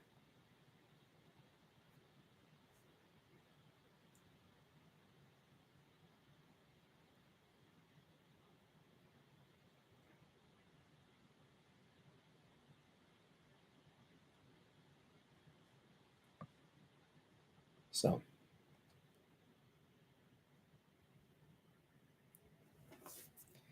yep. What is this? Peppercorn prime rib.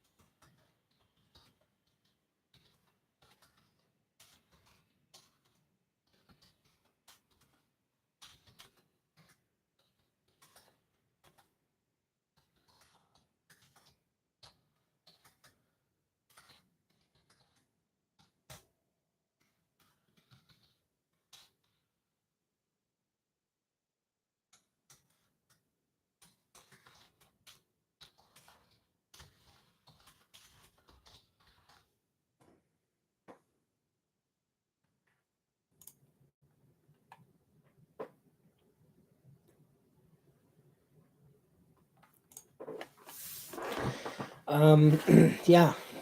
So Edmonton's winning all the battles right now. They're still out shooting LA, but LA's had 2 power plays this period. It's allowed them to kind of sort of catch up on the shot clock. Yeah. I feel like Edmonton needs to get another goal, though. Yeah, Stuart Skinner, 11 saves tonight. I mean, the guy's just poised.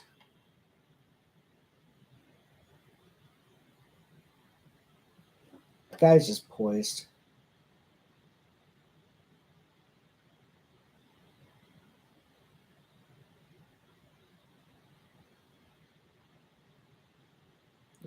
I think they're just showing a graphic about Stuart Skinner and rookie goalies who play games. I think Stuart Skinner is going to play more than the 9 rookie games that Andy Moog played for Edmonton. All right, Oilers with a face-off win. Nurse over to CC.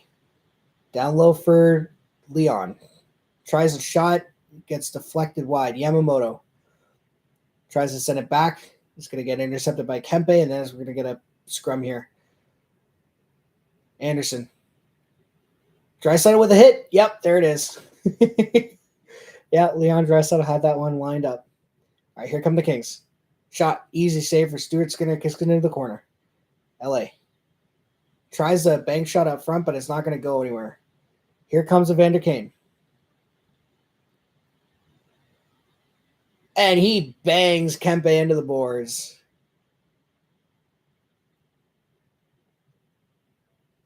Nurse. Shots are 14-13 in favor of Edmonton, but like I said, a lot of the reason why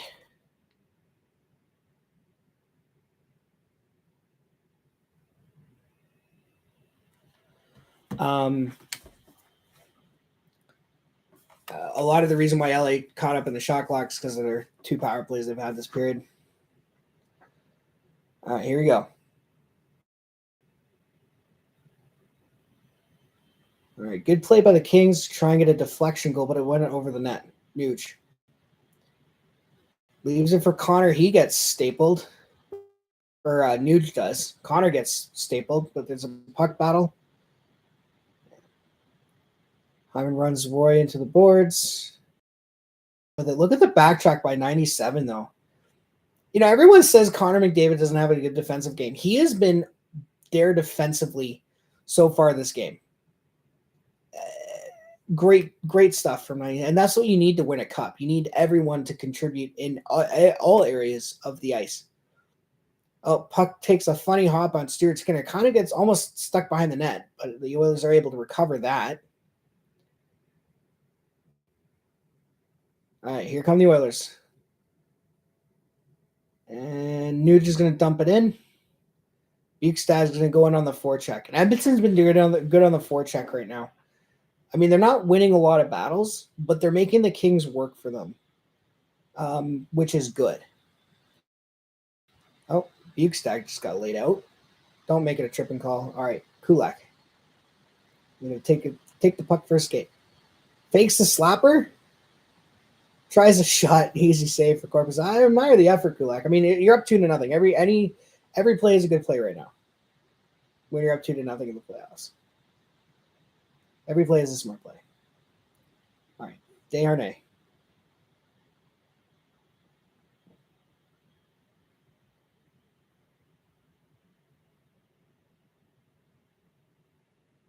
Edmonton's still leading in the hits as well, 33-20 right now. So the LA Kings plan of laying the body on McDavid whenever they had is not coming to fruition. So I suspect it's mind games. All right, McLeod. Over to CC. Wires it. Shot. Saved by Korpisalo. Big juicy rebound, but there's no one in home to tap that in. An Oiler player was there. He tried to spin around backhand, but there was no Oiler to tap it into an empty. And otherwise, it's 3-0 Edmonton. All right, here we go. Derek Ryan. Shot. Saved by Korpisalo. And I think we're going to get into the commercial break here.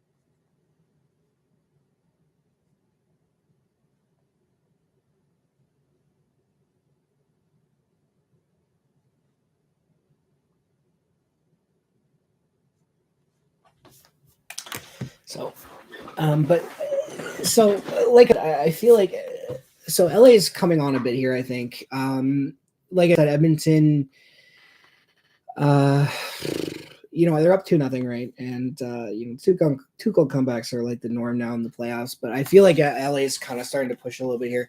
The power plays that they got this period kind of sort of helped them, but.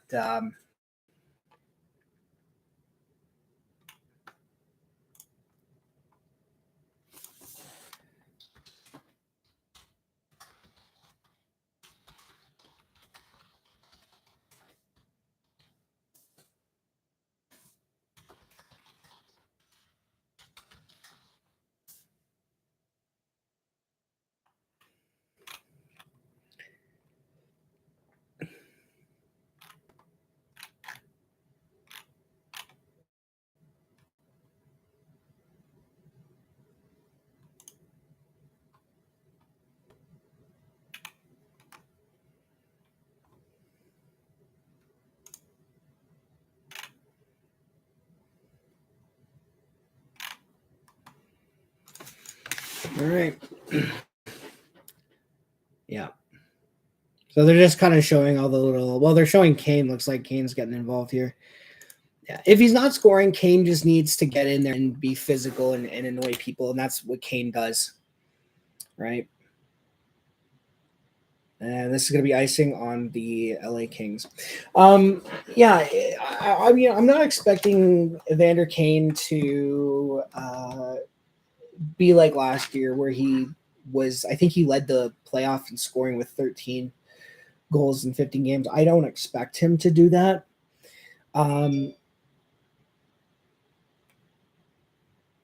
But I don't know. Look, Edmonton's winning 2-0. Okay. Ooh. Edmonton's winning 2-0. That's all that matters. Every play is a good play. All right, Kings are going to dump it out. Adrian Kempe, and that's going to be outside.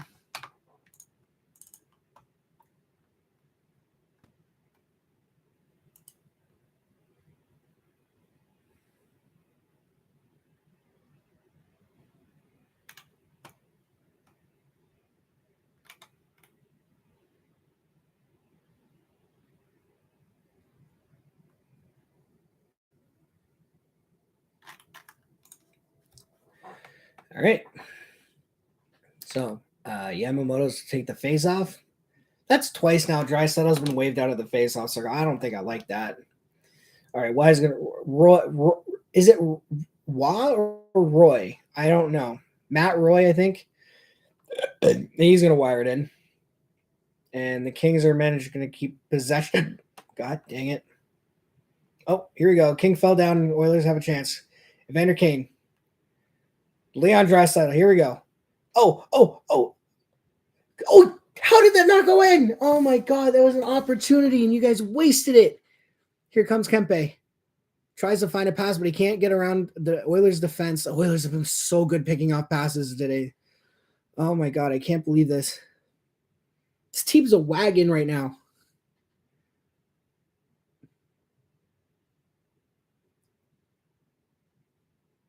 I just realized I should probably keep my voice down. It's 11:40. All right, here we go.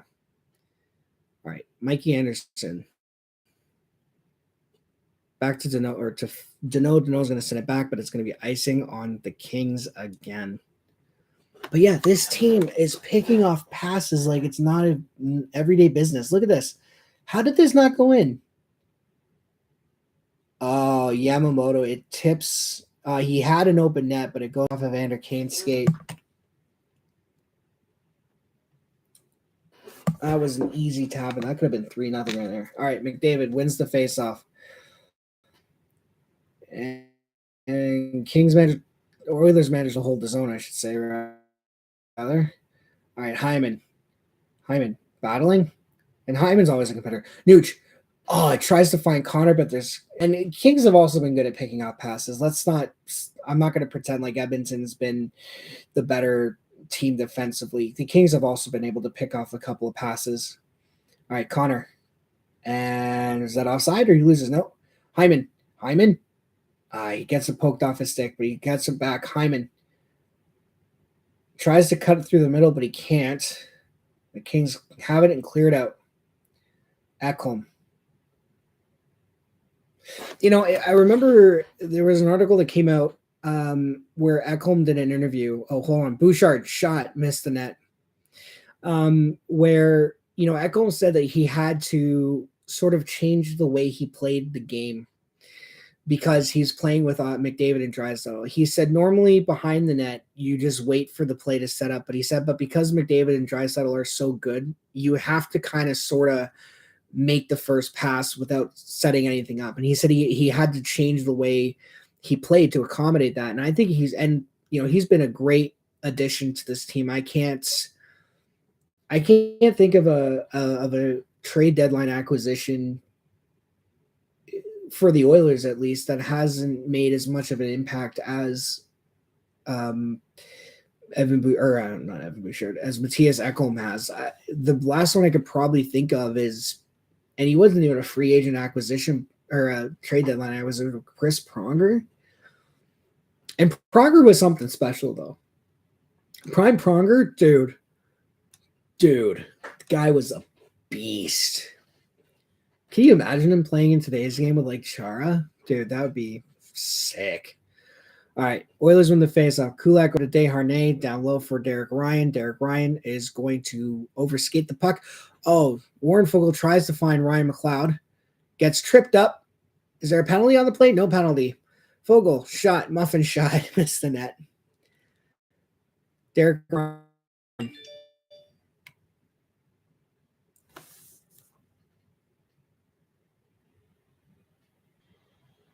Oh, got to clear that zone, guys. McLeod.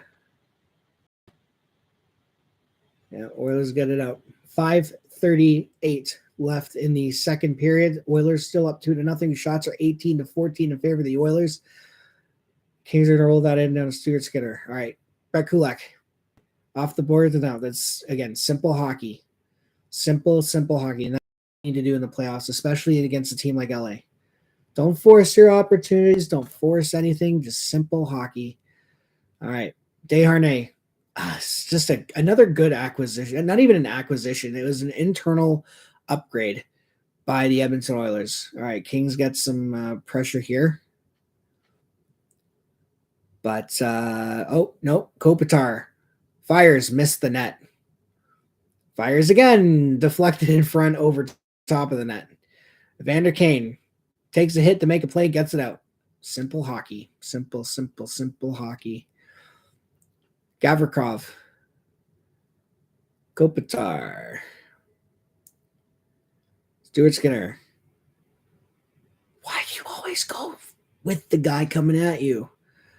Kane tries to pass over to Draisaitl, but it's going to get or I think he tried to find Yamamoto there, but it gets deflected. Nurse. Off the boards and out. Hyman.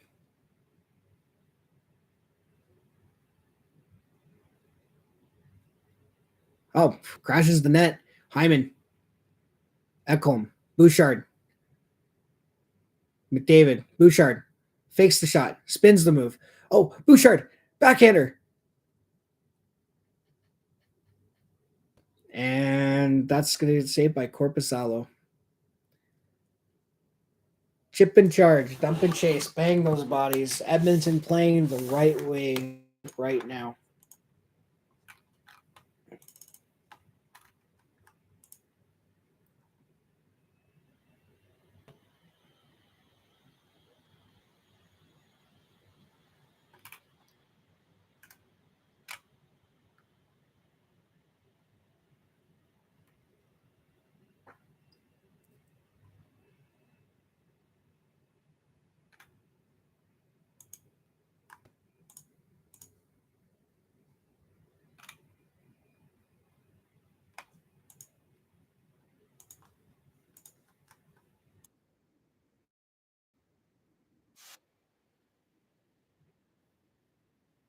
All right.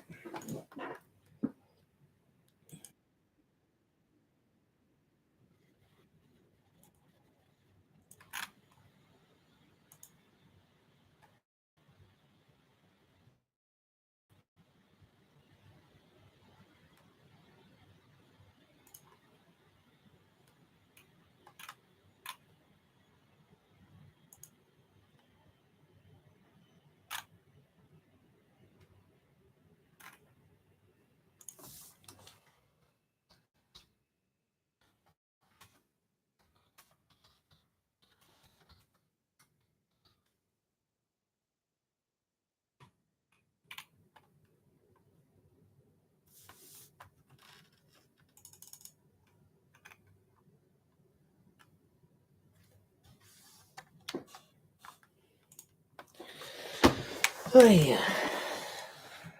Okay. All right, what are we talking about, Ekholm here?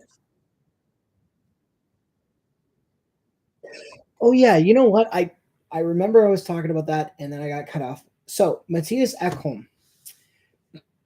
Now, I was saying earlier that plus minus is not really a useful stat that we need to use to determine how good a player is offensively or defensively, because plus or minus is a team stat.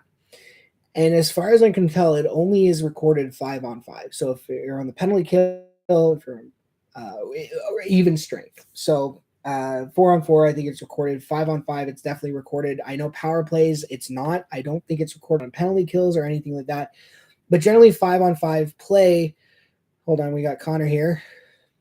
All right, that's the first hit I've seen them lay on Connor. It wasn't even a big one. Oh,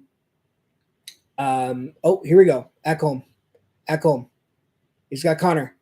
Connor stops up, passes over. Bouchard wires. Deflected over that, but it's not out. McDavid over to Nuge. Down low. Bouchard sends it out in front. Oh,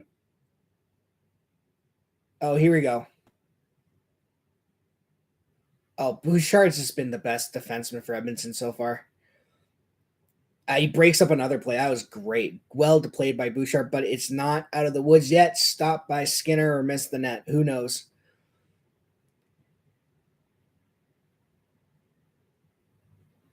Oh my God, that missed the net. I thought that went in. All right, here comes someone. Costin gets into it, gets tripped. I'm going to explain this at intermission because I need to talk about this because I want to mention something about Ekholm. All right.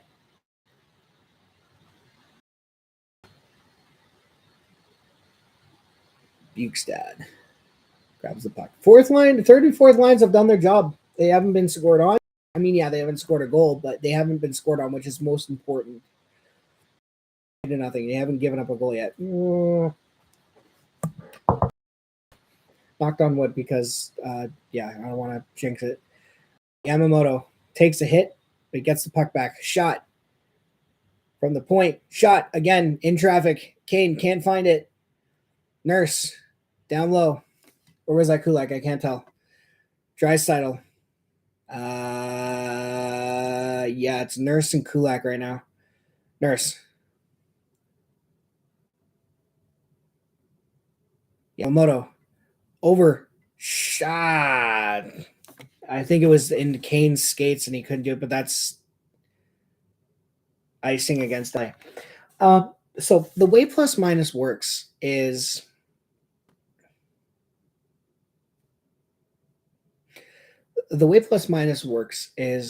if you are on the ice when your team scores a goal, you get a +1. If you're on the ice when your team gets scored on, you get a -1. And then you use the numbers on how you're playing right now to determine who is a plus-minus, right? So take a look at Draisaitl's goal, for example. Who was on the ice? Leon Draisaitl, Evander Kane, Matthias Janmark, and whoever the defensemen were. That means every single person on the ice surface for the LA Kings, for Edmonton, so Draisaitl, Janmark, and Kane, all three of them get a +1. And the two defensemen who were on the ice get a +1. All the LA Kings on the ice get a -1. Right?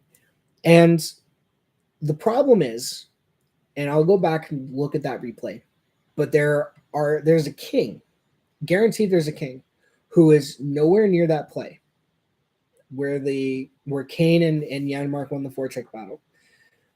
There is a king that is nowhere near that play, had no effect on the play, could not affect the play, didn't objectively do anything wrong on that play.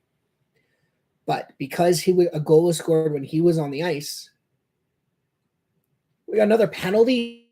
Seriously?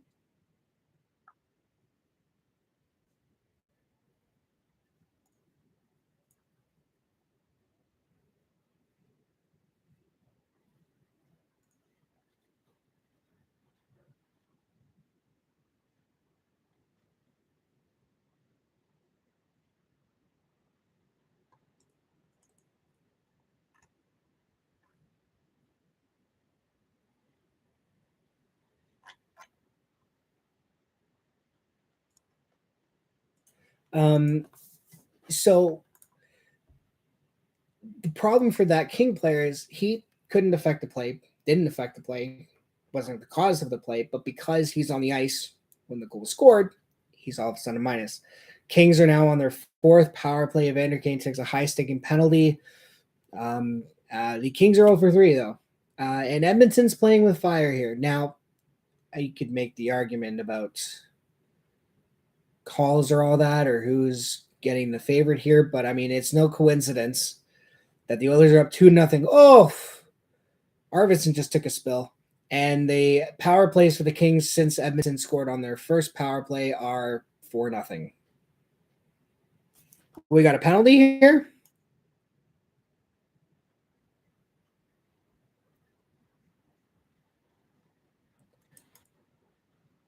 All right, so Iafallo just took a high-sticking penalty now, so it's 4-on-4. So that nullifies. So Edmonton's killed 4 power plays so far. But what I was saying is that we don't use plus minus to determine how good. Hey Ty, how you doing, boss? We don't use plus minus to determine how good or bad someone is offensively or defensively because it's a team stat. If you're on the ice when a goal is scored, whether it be for you or against you, and you have no bearing on whether that goal was scored or not, you're getting a number. So we use plus minus. Oh, I thought that went in. We don't use plus minus to determine how good or bad someone is. But what we do say is, or with that being said, Matthias Ekholm's been a plus 5 or 28 since coming to Edmonton, which is pretty damn impressive. So that's all I got to say. That's how good Matthias Ekholm has been. And he's been just phenomenal. And even in this game, he saved the goal where Anze Kopitar had Skinner down and out, and Matthias Ekholm puts a stick on the open net post on the left. If we were standing like this, up to the left post right here, puts a stick that Kopitar can't stuff it in, and it's a good play by Ekholm. So it's 4-on-4 hockey right now for Edmonton, or 4-on-4 between Edmonton and LA right now. And the second period ends. We will have 57 seconds of power play time, or 4-on-4 hockey when we come back for the third. Score remains 2-0 in favor of the Edmonton Oilers. Very good periods again from the team. For both teams, actually, in my opinion, I thought both teams played well, but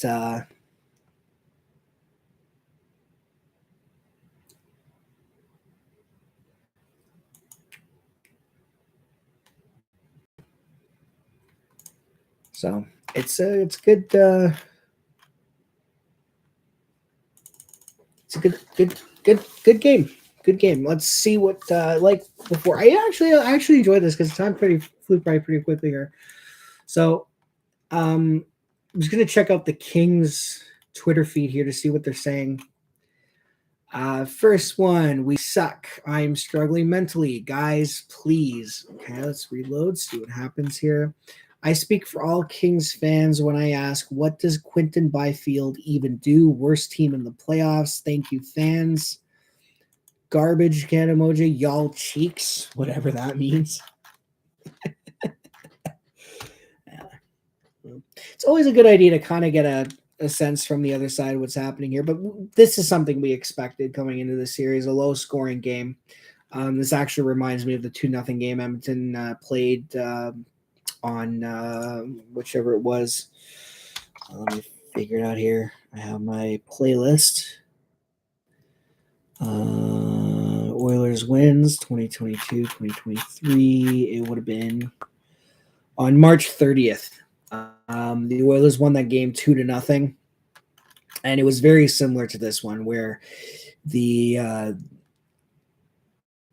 can we trade Kane in the middle of the game?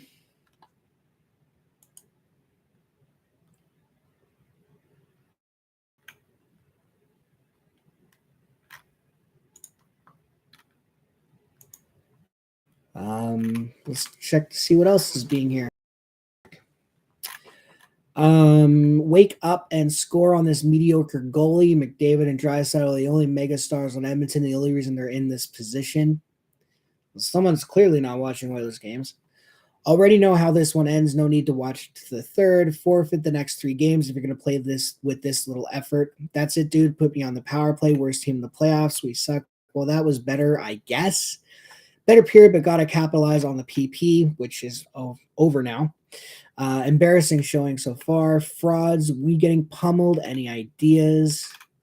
Just pitiful. Better be ready for game 2. Still have a chance to keep going. Guys, please. Y'all okay? Y'all scared? All good? Does anyone on the team want to win? Effort is terrible. These series needs to go 7 so my bracket stays intact. Make it happen. Thanks.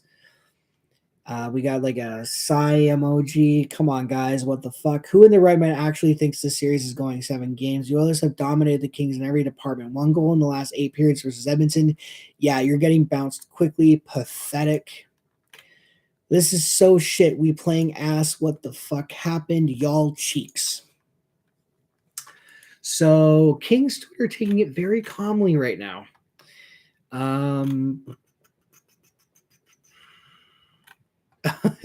It's only game 1. It's only game 1. It's only game 1. That's dude put me on the power play. That was better. Blah, blah, blah. Been already there so far. Yeah, it's funny. Through 2 periods. Yeah, I was mentioning this at the beginning of the first. After the first period, I was talking about high danger chances. I thought the Kings only had 1 or 2. After 2 periods, the high danger chances right now are 11-5 in favor of Edmonton. So Edmonton's done a very good.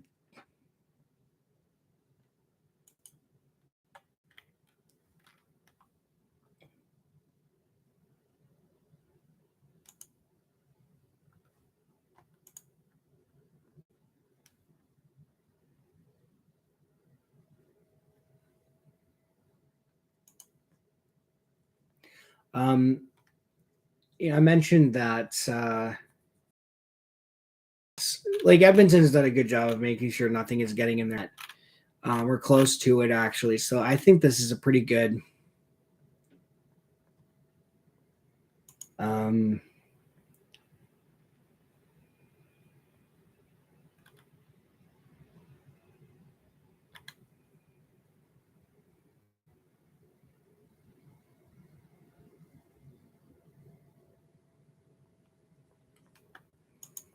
Yeah, I don't know what else to say.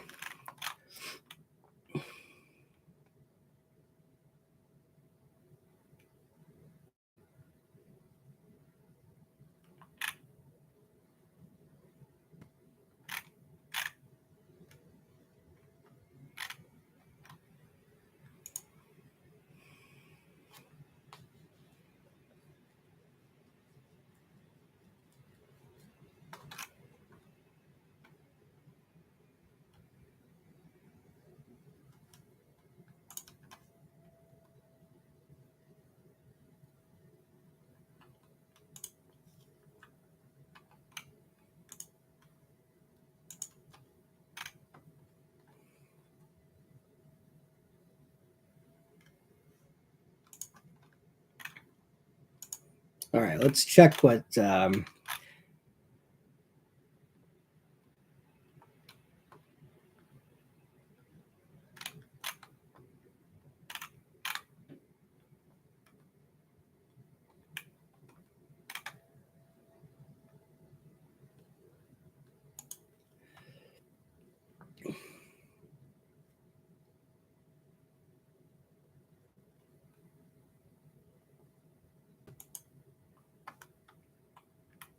Dressel opens a scoring after the puck finds with a slot 1-0 Edmonton.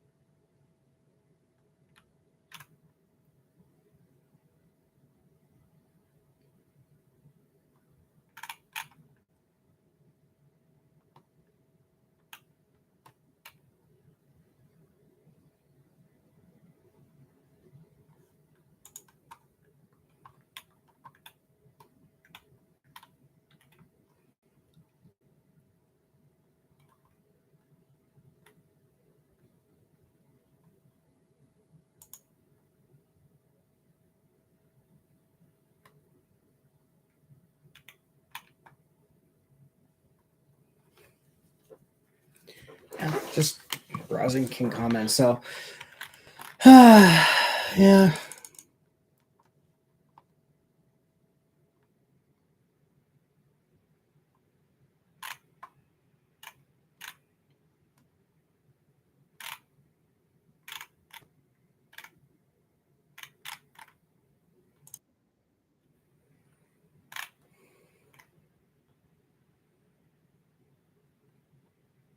Really?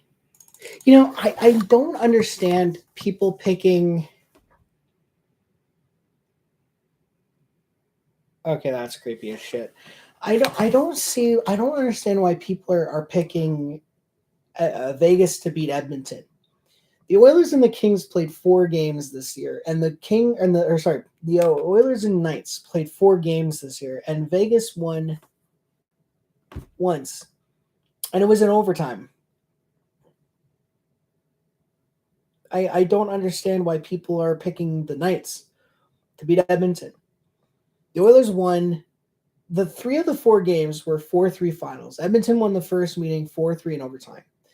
Then they won the second meeting 4-3 in regulation. So they got 4 points in 2 games.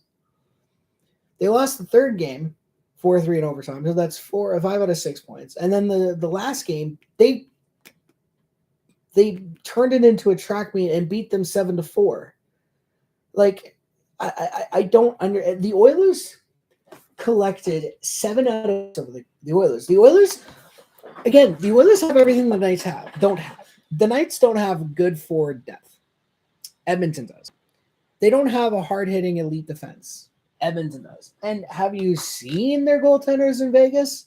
They got Jonathan Quick, who admittedly was a big reason why last year's series went to 7 games, but Edmonton lit him up.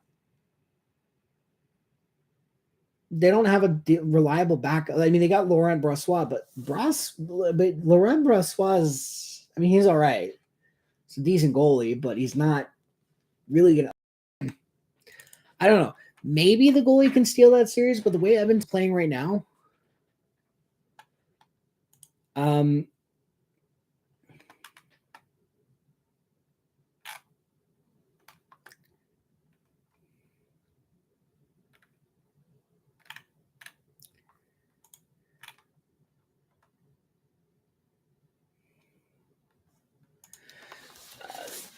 maybe a goalie could steal that series for Vegas, but I'd still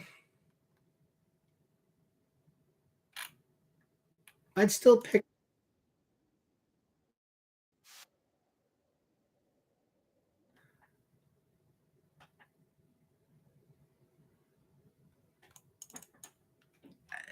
I don't know. I think Edmonton still takes that series if Edmonton goes and has to play Vegas. I still think Edmonton takes it, but still.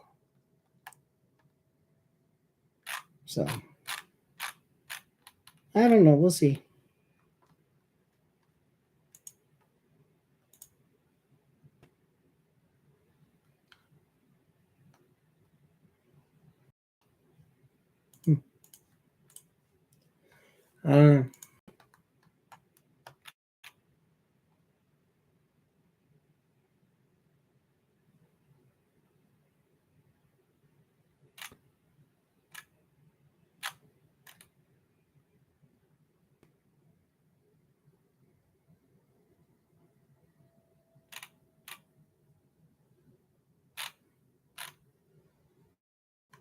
I don't want to say anything.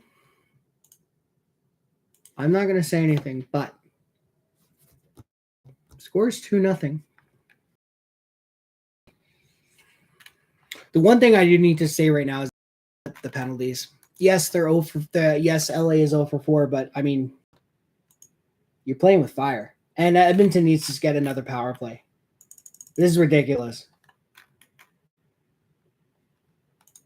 So, we'll see what happens. It's 12:07. I really should be going to bed, but I'm not.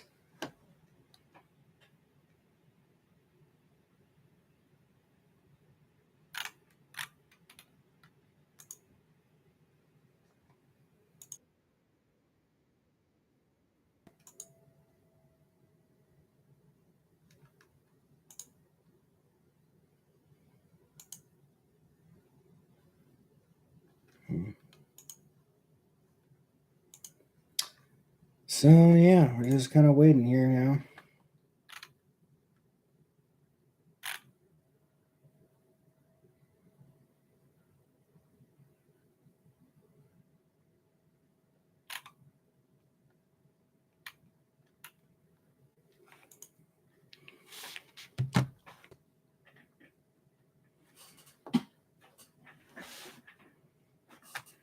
And someone ruined it by using the S word.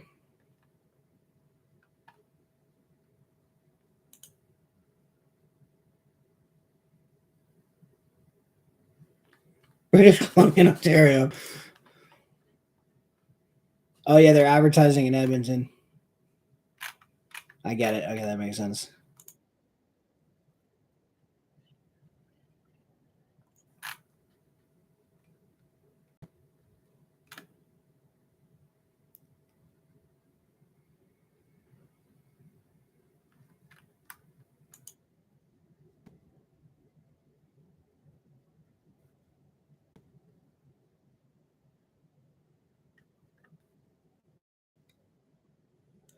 Okay, so earlier I was talking about the out-of-town scores, which I'm just realizing I forgot to do. Last update, Minnesota and Dallas tied at 2 after 2, I believe. I mentioned earlier that Boston had a 4-1 lead, and I looked the fourth goal had been taken off the board. So apparently, what happened is, so 27 left in the third period, Minnesota Dallas tied at 2. The what was I saying? Yeah, I mentioned that Boston was up 4-1, and then I looked again about a few minutes later, and they were actually back on to 3-1. So apparently, what happened was the Bruins took a shot on that. Garnet Hathaway had a tipped the puck into Alex Lyon, and Alex Lyon was in attempting to catch it with his glove, and Garnet Hathaway took the stick and it whacked the glove, and it put the puck in the net, and that is why.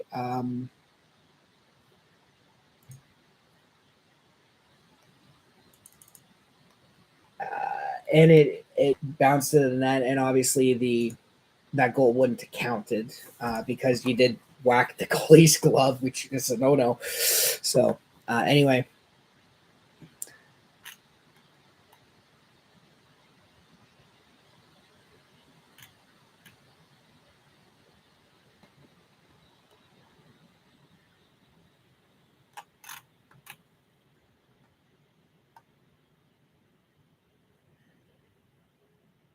All right.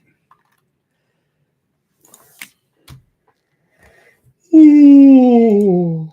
Oh, it's definitely the next day. I'm gonna be so tired tomorrow, but I don't care. Playoff hockey, worth it, baby. And yeah, so third period is about to get underway here. Edmonton Oilers 20 minutes away from taking a 2-1 series, or a 2-1, a 1-0 series lead. I'm gonna start tweeting these stats out. Hold on. 35-6 since January 11th. 19-2-1 since acquiring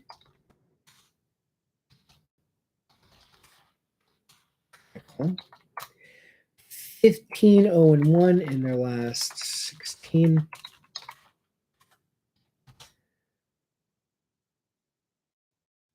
10-0-0 in their last 10. You're going to save that. Can I? How do you save?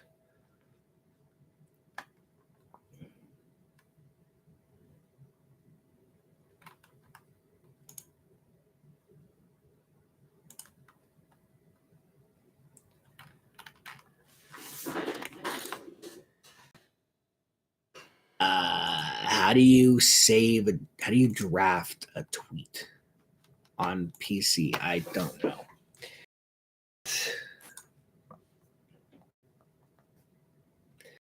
On mobile.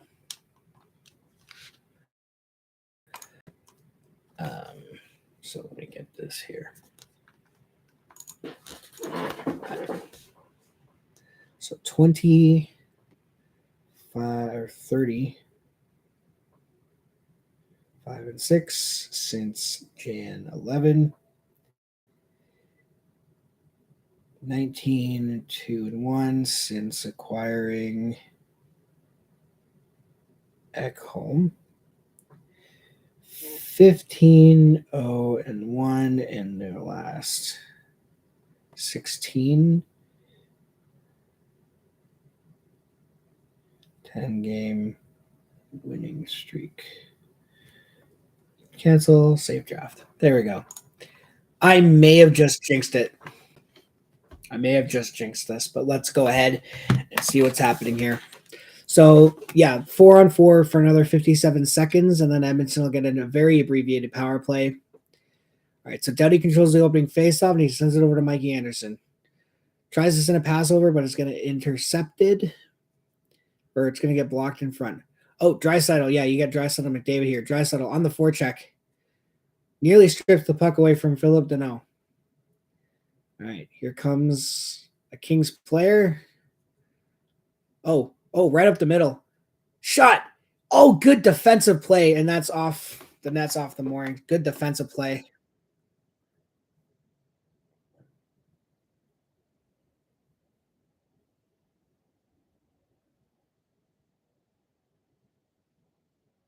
That was dangerous. That was a dangerous play. Who was that? Philip?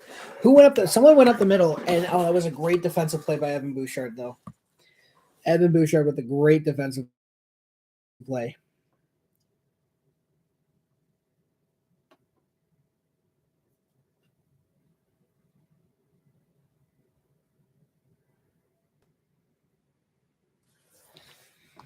All right, so 27 to 5 on 4-on-4. That was an excellent defensive play by Evan Bouchard, though. That was an easy tap in for Philip to know with the way that puck just bounced right into the slot.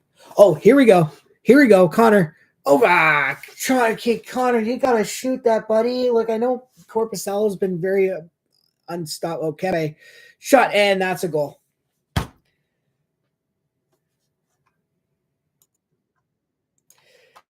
All right, LA Kings on the board.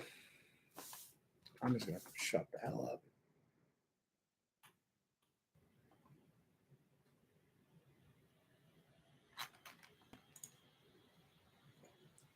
Yeah, that was well played by Gavrikov. Pokes the puck, and then Kopitar finds a guy who finds Kempe, and then Kempe just backhander on Skinner. So no shutout for Stu Skinny this game. And you have to said I saw someone tweet it out. They used the S word. That's why I said S word. Which is not going to be much. And my streams. Oh, Mark Spector broke it. Okay. Why is my stream? Broke it. Okay. Why is my stream of all times?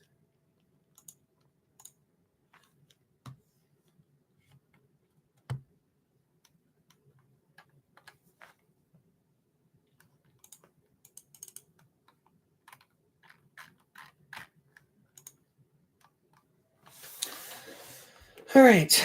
Well, 52 seconds into the third, and Kempe gets LA on the board. So there's good news and bad news. The good news is that Edmonton has been playing well enough that they can still win this game. The bad news is that they only need one. Good play by Yamamoto to negate icing. He beat it out. Kulak around the net. All right, Edmonton needs to get a goal here. They need to get a goal. I feel like if Edmonton doesn't get, if Edmonton doesn't get the next goal here, they're going to be in trouble. All right, they are now.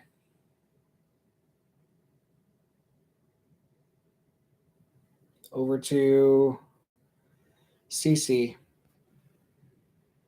Janmark. Autumn Six has played well tonight.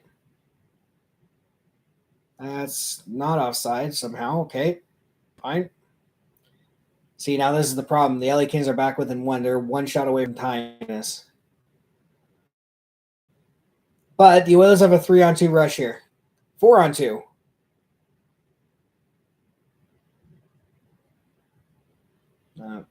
Bukestad tried to shovel it in front for Costin. Clean Costin shoots it, blocked in front. But it gets it back. Costin down low for Janmark. He's going to let it go through. Janmark. Bukestad shoots. Easy save for Korpisalo.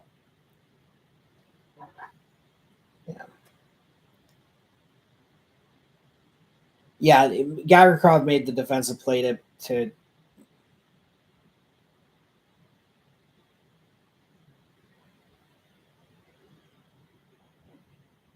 break up that.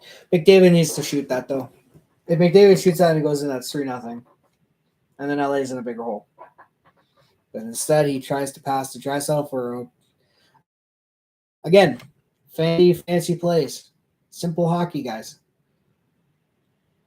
What did I say earlier? You do the fancy plays so you can make you a mistake. Right? Regular season, you have 82 games to make that mistake and correct it. You got one regular season, you have 82 games to make that mistake and correct it. You got one game You make that mistake, and now it's a 1-goal game. You had 2-goal lead, now you're down to 1-goal lead because you made a mistake. It's playoff hockey. You can't afford to do that. Connor should have shot. I know in hindsight it's easy to say he should have done this, he should have done that, but that's what he should have done. He had Gavrikov taking away the pass, and I know it's McDavid. He can make passes that are good, but when you have a 2-on-1 in the playoffs, shoot it. Shoot it.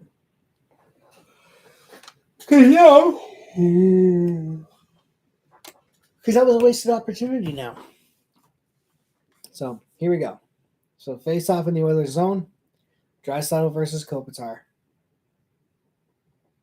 Edmonton needs to get the next goal here. Shot blocked by Yamamoto. Here goes Yamo. And that might be yes, it is offside.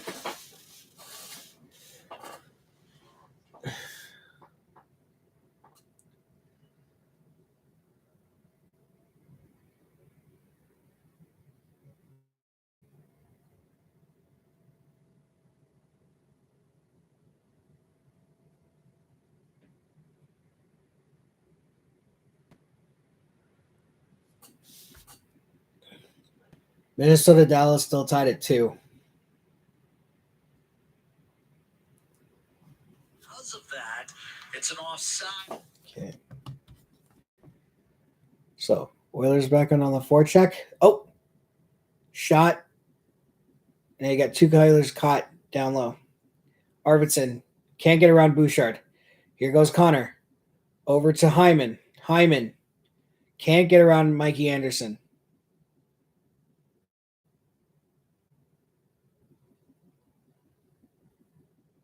Arvidsson. Back to Doughty. Yeah, that's Drew Doughty. I can tell by the beard. All right, Doughty.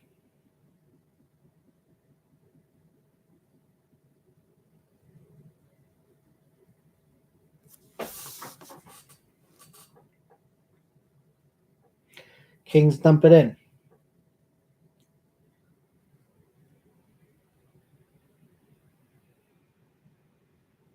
Oh, come on, guys. Get it out.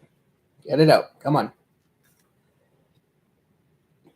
Number 2 dumps it in for LA. I think that's Edler. All right, McLeod. He's got the puck behind his net. Off the boards, but he doesn't get it out. But the Kings can't get it across. Good play by there, but they need to block off the body. All right. I think that's Sean Dursey. All right, Lizotte goes in. Shot. Missed the net. And deflects out. 14:39 left in third period. Shots 25-19 in favor of the Edmonton Oilers. The score remains 2-1. My frame freezes again. My stream freezes again. My frame freezes. What am I dyslexic? Oh yeah. Start working it just as I press the button. Yeah, that's great.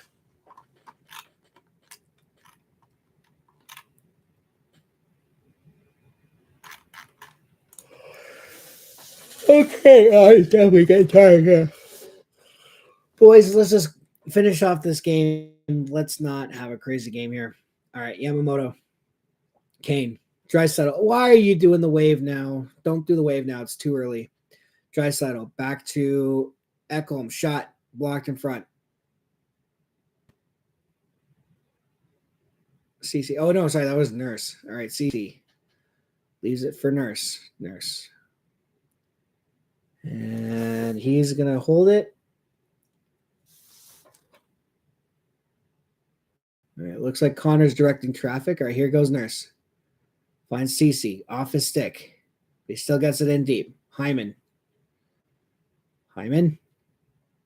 Oh, nice defensive play by Doughty to get that puck off of the Hyman stick before he had a chance to do anything with it. That was well played by Doughty. Okay.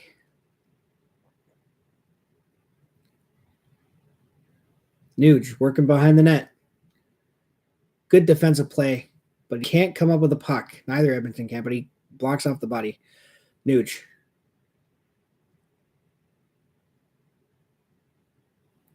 That's a penalty. Should be a penalty. Is that a penalty? Connor. It's not a penalty. Connor.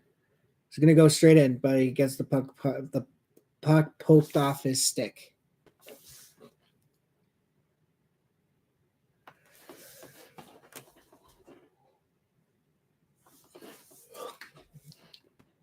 I haven't noticed any Cassian like hits in this game yet. I mean, I know I say that, but there have been big hits laid, but none like, Cassian. All right, Kulak, working the puck in. Oh, Bukestad, shot. Ryan, over to Fogle. Off the boards and out for LA. This is going to be icing against the Kings with Desharnais back to collect.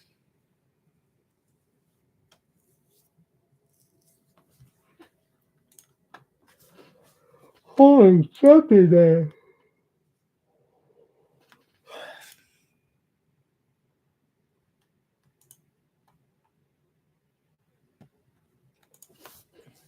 Okay. Bukestad wins the faceoff. Desharnais holds his own, sends the puck in deep. Good job there, Desharnais. Bukestad goes behind the net. Yeah, Mark and Costner there. Desharnais. Oh, no. 2-on-1 for the Kings. Good defensive play by Kulak. Knocked that off of guy's stick. I think that's that Anderson dude. Not Mikey Anderson. The other Anderson is like, his name is like a mixture of two names like Nugent Hopkins. That was well played by Brett Kulak. It was a 2-on-1. He pokes the puck off of one guy's stick before he even has a chance to either take a shot or make a pass. Good. Oh, that was dangerous as well. Oh, here we go. Janmark on a partial breakaway. How is that not a penalty? That should be a penalty. There's no penalty there. Are you serious right now? CC shoots into the glove of Jonas Korpisalo.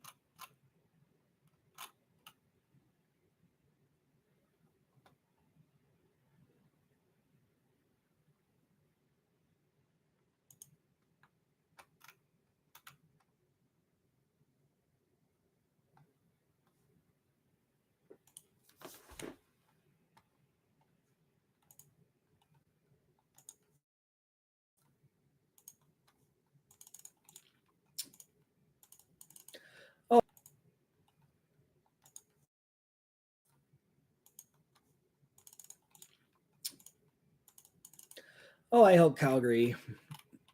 You know what? No, you know what? I really hope.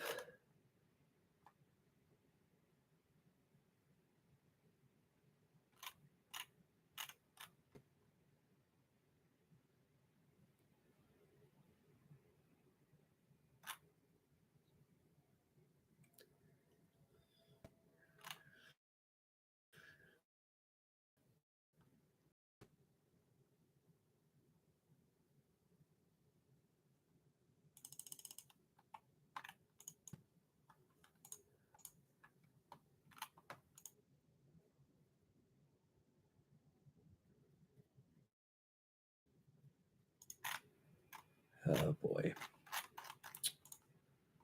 All right.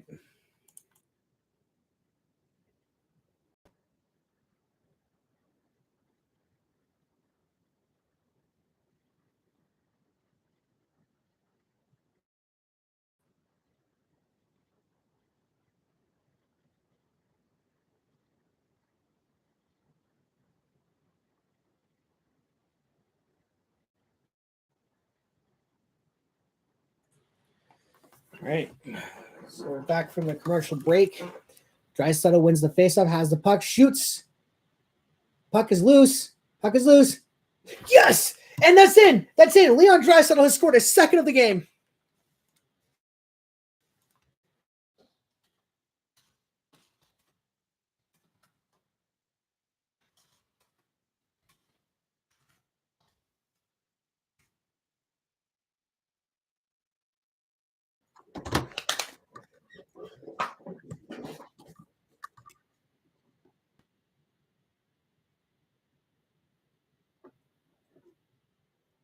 Yeah. Oh boy, that was good. So Draisaitl wins the faceoff, goes around the net with a backhand. Korpisalo makes a save. It's a scramble in front of the net, squeezes out to Draisaitl, and he like no hesitation fires it on net, gets to the empty net, goal. Yeah, he just squirts out to him, and he's like, "Yeah, I'll just take that." And my stream freezes just as he's about to take the shot, and the replay fan fucking tastic. Thank you very much, Sports. That now you suck. And Edmonton has regained the 2-goal lead, something that they needed to do in order for me to have any sort of confidence that they were going to win this game.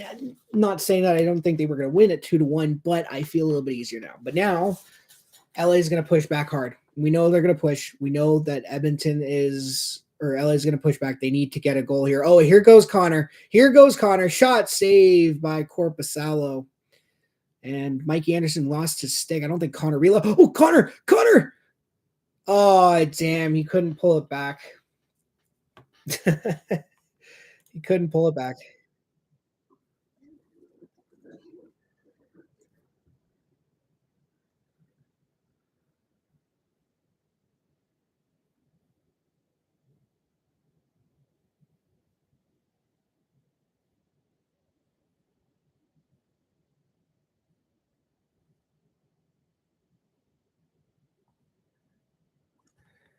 All right. So yeah, it looked like Korpisalo was basically in a full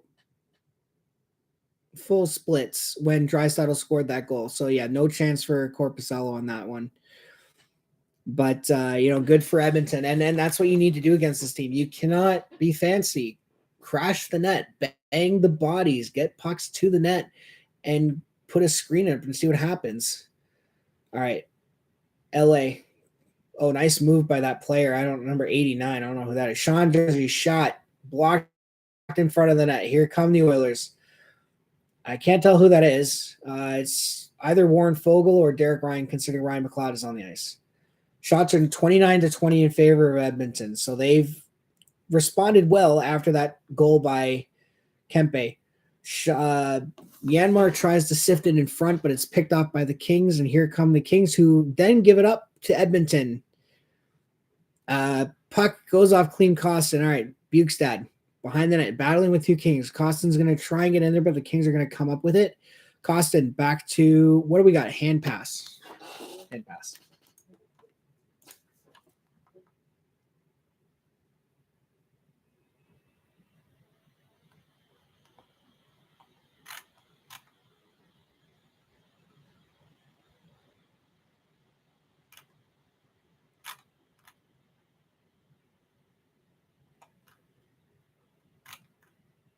Oh, looks like the Minnesota Wild and Dallas Stars are going to overtime for their first round game one.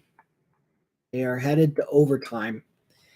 And, playoff overtime, completely different. It's 5-on-5 for 20 minutes.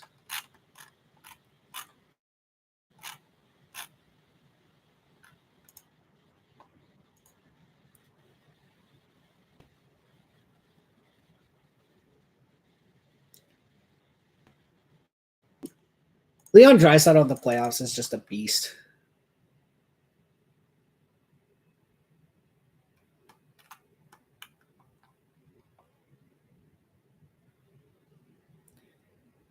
Jesus Christ. Draisaitl has played 38 playoff games and has 61 points in those 38 games as a playoff games. That is insane. This dude, Leon Draisaitl, you know what? A lot of people have said that McDavid disappears come playoff time. I don't think that's necessarily true. I think that a lot of people put a lot of focus on McDavid. But Leon Draisaitl is just absolutely the unsung hero for the Oilers come playoff time. And we're going to get a highlight pack here. 38 games of the playoffs. 61 friggin' points. Dude is a playoff performer. Insane. And if you consider what he did last year, so what do we got here? Costin. All right, yeah, Costin got a puck off of one of the sensitive areas of the leg that's like unprotected. It looks like he'll be fine though. He's just kind of sitting on the bench. I mean, 9-18. I don't know how much more ice time he's gonna get. You're up 3-1. It's not like you're down. So Oilers are probably still gonna roll 4 lines. But this is the confidence Jay Woodcraft has in the team, right? The 4 lines are playing so well that you don't need to worry about overextending McDavid and Drysdale. Oh, and it should be noted, McDavid doesn't have a point yet in this game. And the Oilers are winning 3-1. I can tell you, that's a rarity in Edmonton. If you're the Edmonton Oilers and you're winning a game without McDavid getting a point, you're doing something right. That doesn't happen a lot. All right. Anyway, first line looks like it's out there. Yep. First line's out there. And the Kings are going to dump it in. Try to dump it in. And Kings took a shot. Skinner wanted to cover it, but he couldn't do it. But thankfully, the Oilers were there to clean out the net front. And this is another reason why I think Edmonton has been playing well better defensively. They're clearing out chances in front of that. That's going to be icing on Edmonton. They're clearing out the garbage in front of their net. Like, you look at that play that just happened there. The Kings take a shot. Stuart Skinner tries to cover the puck, but he can't do it. So the Oilers immediately crash in that or fall back to the net and collapse. That's what I'm looking for. They collapse and they find the puck and clear out immediately.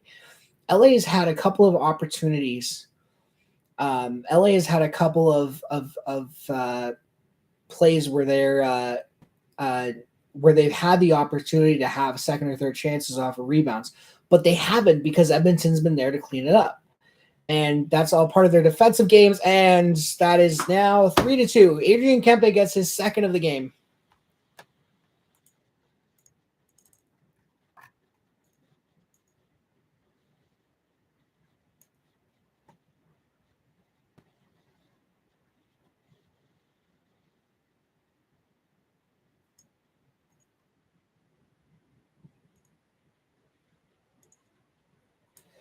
So there it is.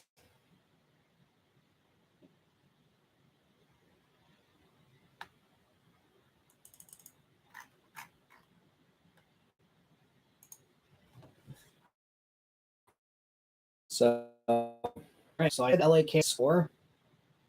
They still can't watch out for in this series. But yeah, Edmonton had a 2-goal lead. LA brought it within 1. Edmonton got another 2-goal lead. LA brought it back to within 1. So it's a 3-2 Edmonton lead. My stream has frozen the fuck again. Oh my god, Sportsnet now, you suck.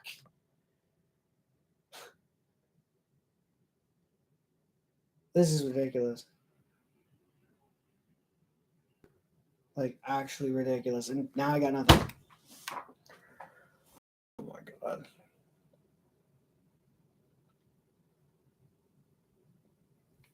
So 8 minutes left in the third period.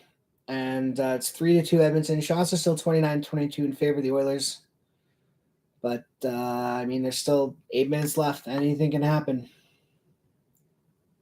2 guys on Hattie Watch. Adrian Kempe and Leon Draisaitl are both on Hat Trick Watch night.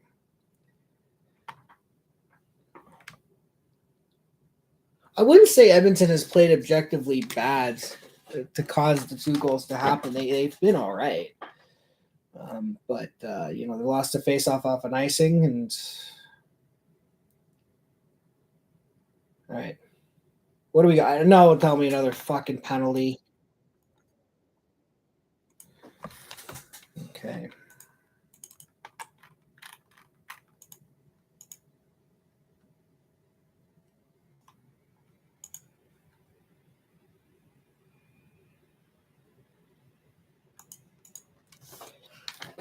All right.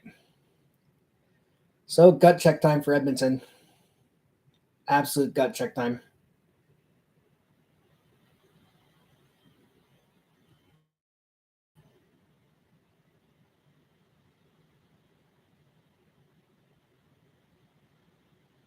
Oilers' third line is out there right now. Again, this is just part of what it's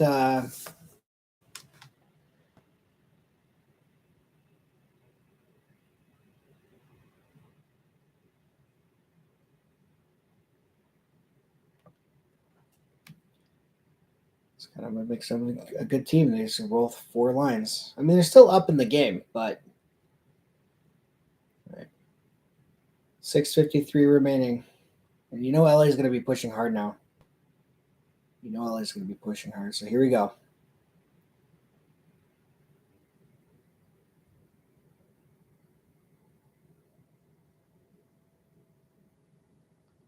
I don't know why the Oilers goaltender is so insistent on playing a puck. Oh, here we go. Yeah. And that's another example of them clearing the front of the net.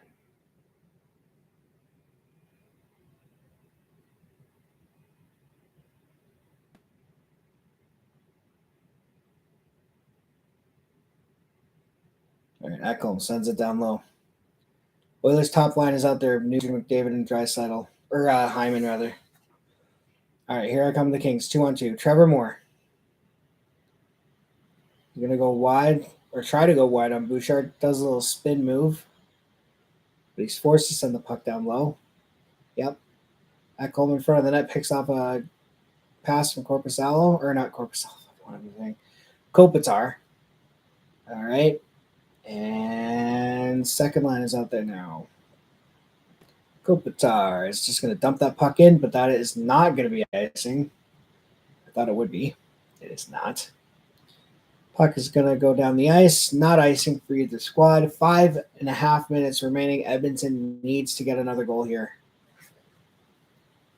LA is going to be pushing hard. You know they're going to be looking to Kempe for the hat trick. He's on the ice right now. He is on the ice right now. Adrian Kempe against Leon Draisaitl. Draisaitl with the good defensive play to get that off of Kempe's stick. Kane off the boards and out. Yamamoto to race for it.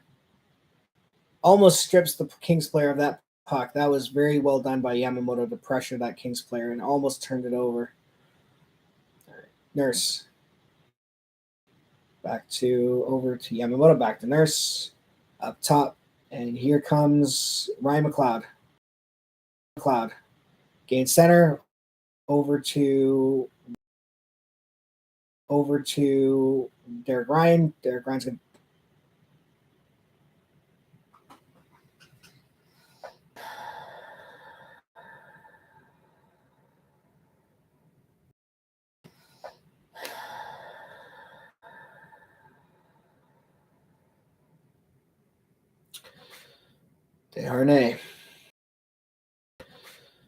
Desharnais. Fogle. Gets away from a Kings player. Oh, Fogle. Holy fucking jumping. Fogle comes out in front. Can't bury it on Korpisalo. Fogle. Down low for McLeod. Here comes Derek Ryan. He gets nudged off the puck, but he still protects to keep the play. Kings get it out only just.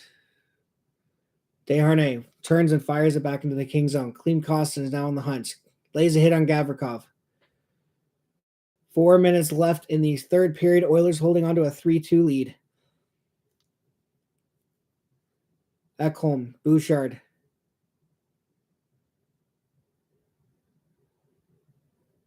Kings get the puck out. Arvidsson goes in.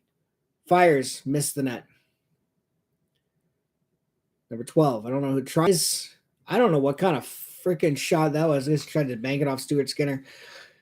3 minutes and 33 seconds remaining. Fogle with the block shot on Sean Dursey, and then he comes back and tries to put the puck in. And I just can't slip it past Korpisalo's 5-hole.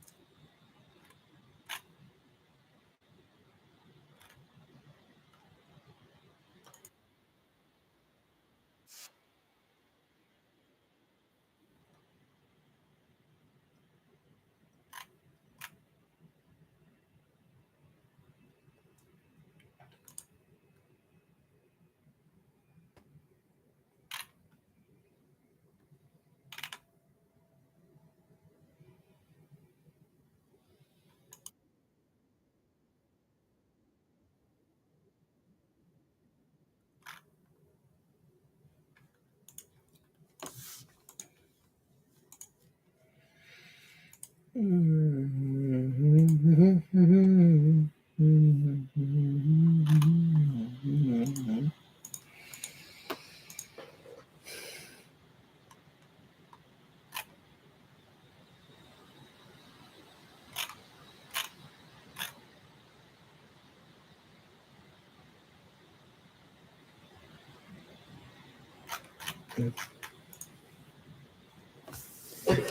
we're going to get a highlight pack of Adrian Kempe, who is basically sort of revitalized the Kings for this game because up until the third period, they were dead.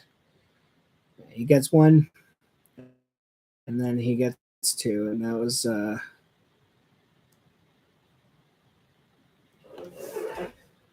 we'll see. Yeah, he's on the ice right now, so we got to watch. Drew Doughty tries to spin away from Desharnais, or sorry, Bukestad. Drysaddle's taken down. That should be a penalty, but it's not because, of course, it's not going to be a penalty with your team up by one. Fucking hell, man. Like, call the obvious shit, refs. Please, you're killing us here. Power plays are 4-3 in favor of LA. The only reason Edmonton has a third one after their second one is because it was a high sticking call during a 5 on, or during LA's power play. Fucking hell, man.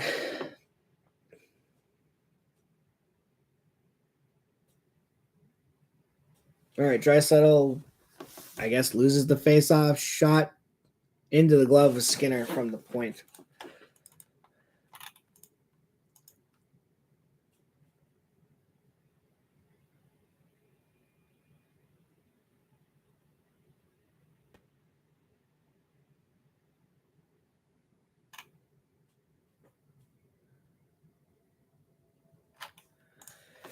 All right. 3:07 left in the third period. Oilers are still up by one. Evander Kane. Draisaitl. Cece wires, fires. It was blocked in front of the net. 2:47 left in the third period. LA Kings are probably going to be pulling Korpisalo at the 2-minute or a minute 30 mark. I won't know until I see the pop-up. I don't hear the. Oh, okay. I thought they pulled him. Connor can't get around the defenseman. Ekholm off the boards and out. Simple hockey. Right to Connor. Connor's just going to swat that puck in. If Edmonton can keep LA hemmed in here, they're not going to be able to pull Korpisalo. Oh, he's got dummy to the eye. And a penalty? Are you fucking serious? Fucking serious?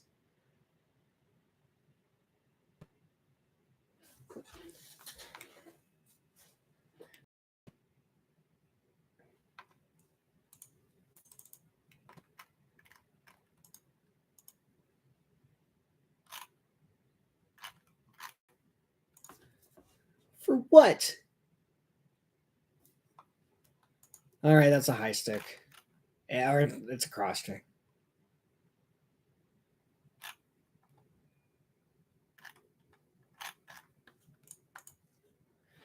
All right, well, Evan Bouchard to the box. Minute 50 remaining. And LA's on the power play. Remember, the LA is 0-for-4. So, but they only need one shot to tie it. And I feel like they're going to do it here.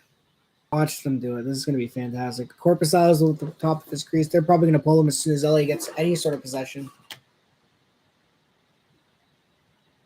All right, Edmonton wins the faceoff, but it goes right to the Kings. Doughty.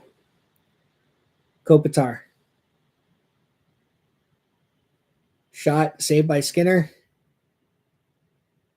And Edmonton's going to clear it. Korpisalo is on the bench. The LA Kings have an empty net right now.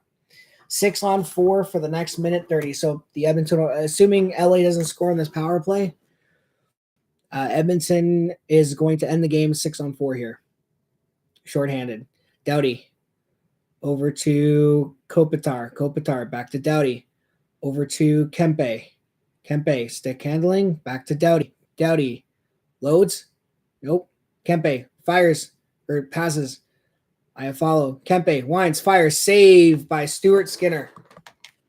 1 minute, 61 seconds remaining. 61 seconds, not a minute, 61. 61 seconds remaining. A minute, 61 remaining. 61 minutes. 61 seconds left in the game. 71 seconds left in the power play. That's what I wanted to say. I am tripping over my words. And Kempe wanted that one for sure.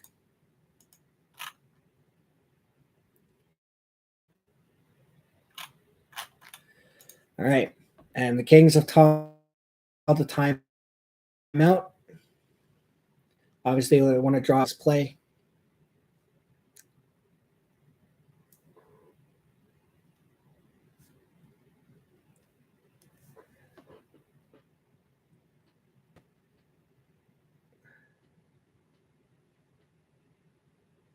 Yeah.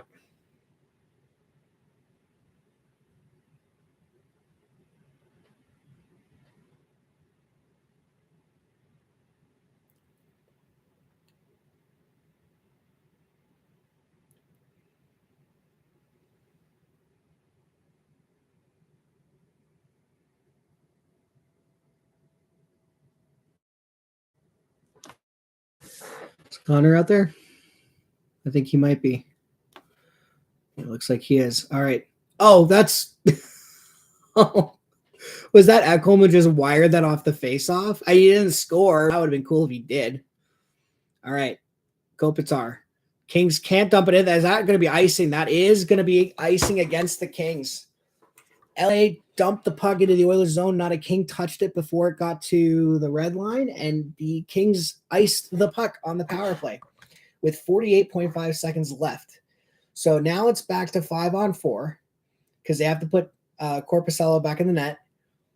58 seconds left on the power play.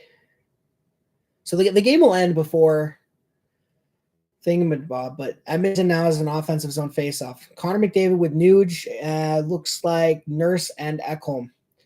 LA wins it, but all Edmonton needs to do. All right, so Korpisalo is immediately going to the bench. LA dumps it in. All right, Ekholm. Scrum in the corner. LA comes up with it. Shot, missed the net. Oh, Connor was trying to go for the Arvidsson. Shot. And that's the goal. Game's tied.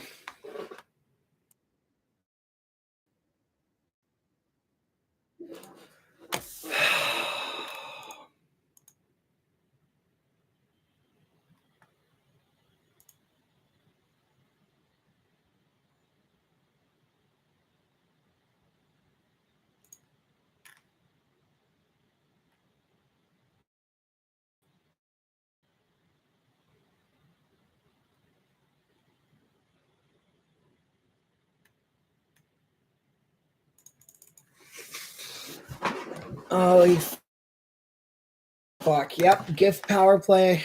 And we're going to overtime.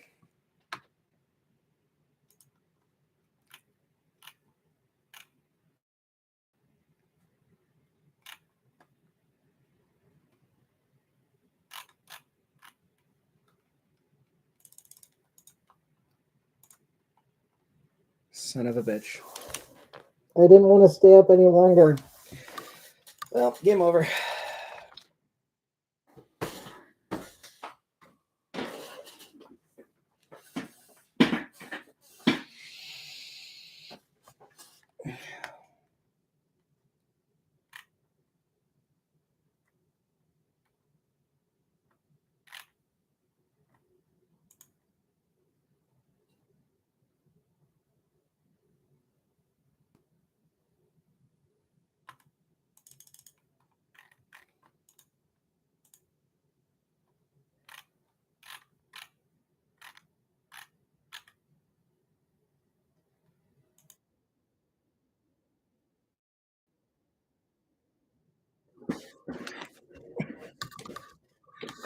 Oh my god. God.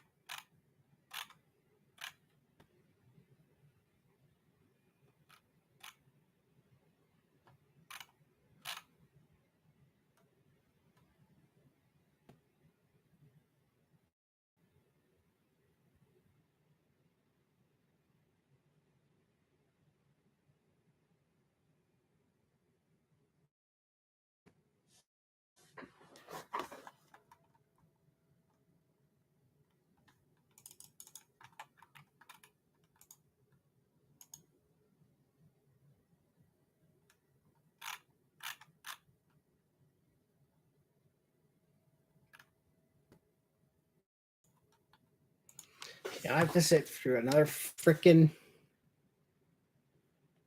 I have to sit through another overtime intermission. Oh my god.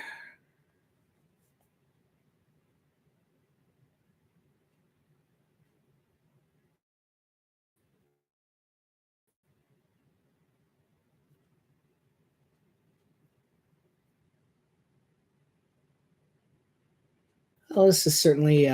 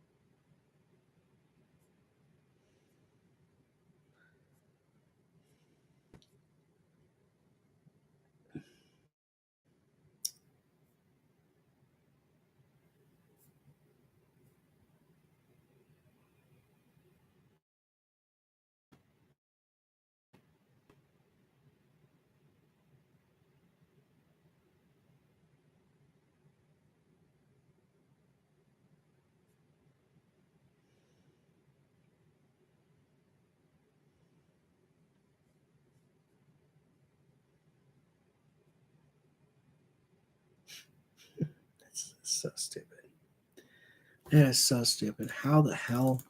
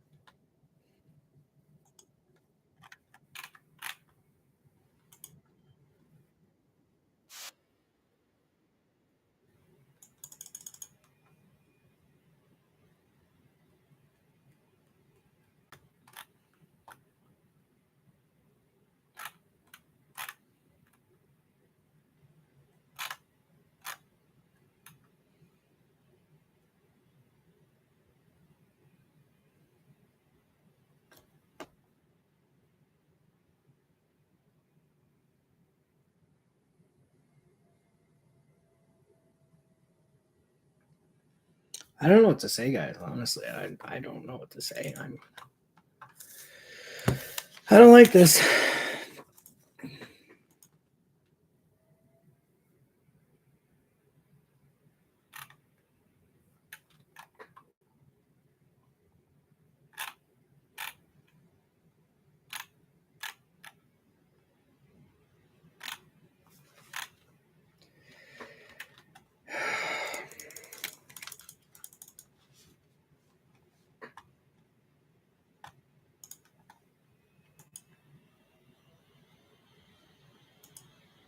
I don't know what to talk about right now. If I'm going to be honest.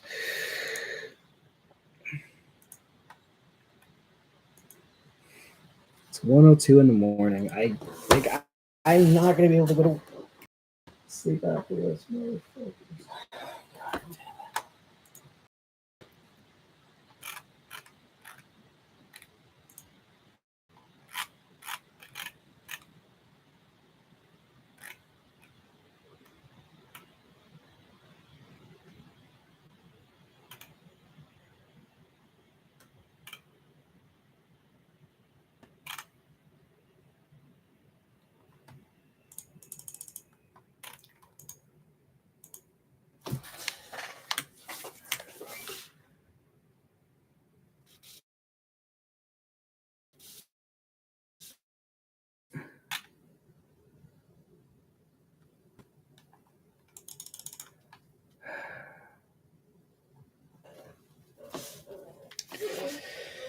Ay, ay, ay.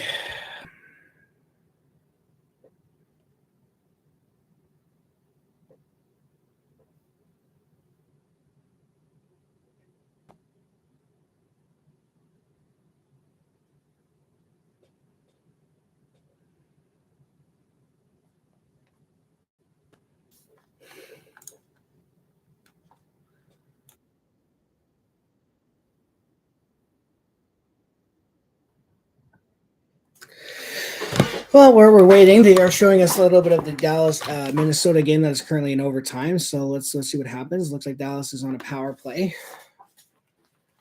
So they still got 11:25 left in overtime and a minute left on their current power play. Miro Heiskanen. Drop pass for Johnston. He's going to drop it to Domi. Domi's going to wire it. Shot. Glove saved by, I guess, Philip Gustafson's in net for the Wild. Dadonov. Sutter. Dadonov lets it go through to Domi. Domi. Sutter. Miller. Sutter. Shot. Oh, LA got, or Minnesota lucky there. They had Dallas had an open net, and Minnesota was able to grab that puck and prevent it from going around. 14 seconds left in the power play for Dallas. 10.5 minutes left in the first overtime period. Ty Dellandrea shoots. Saved by Gustafson or missed the net. Dellandrea tries to come out in front. Gustafson got there by accident, it looks like. Here comes Kaprizov, or not Kaprizov, it was number 80. I don't know.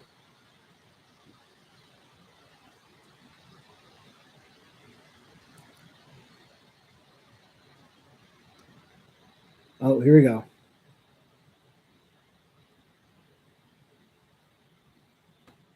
I don't know who anyone's on teams right now.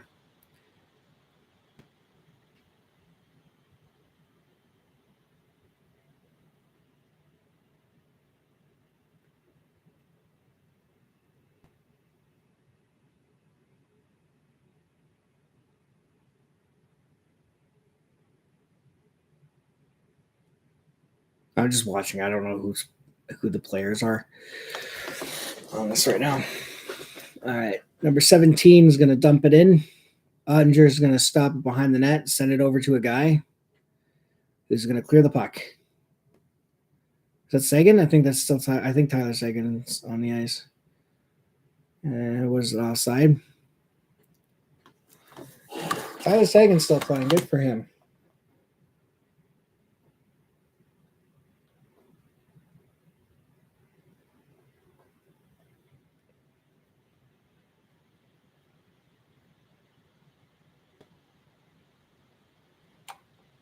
All right, and they went back. So I'm guessing. Holy fucking jumping Christ.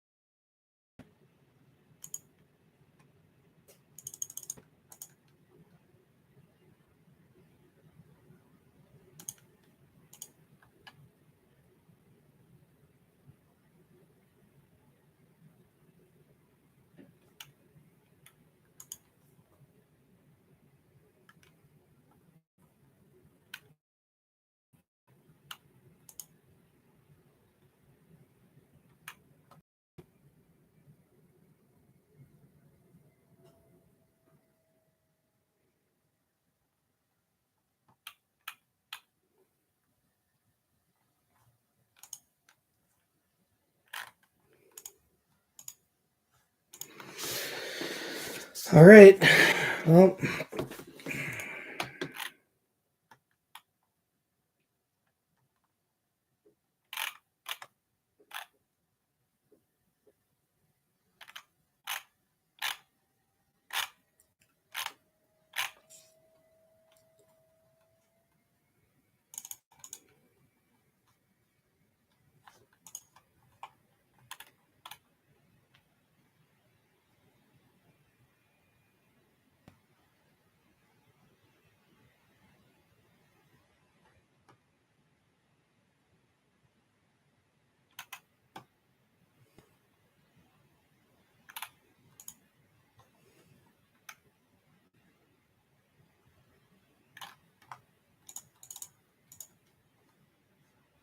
okay, say OT starts now, but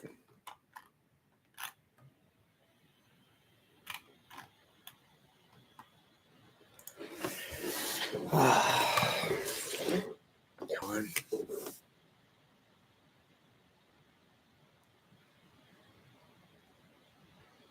Bad time to take a leak, eh?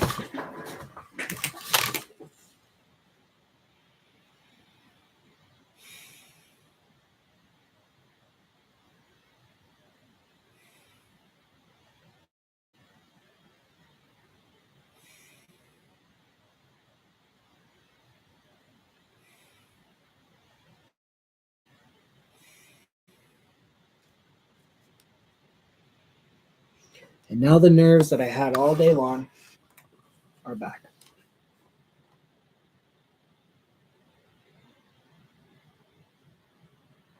Why?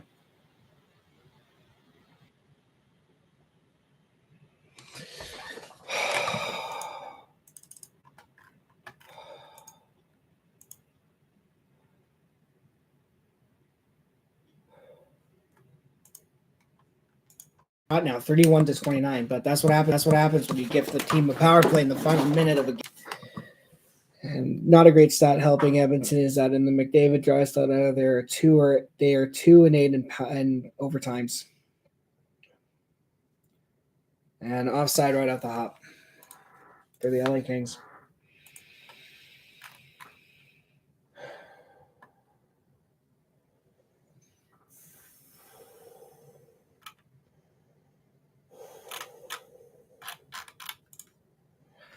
All right, Kings win the faceoff.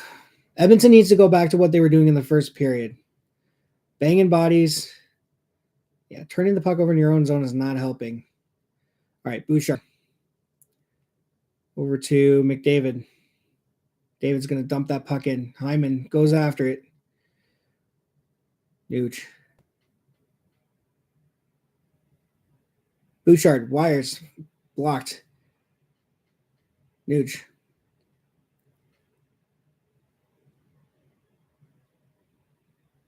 McDavid grabs the puck.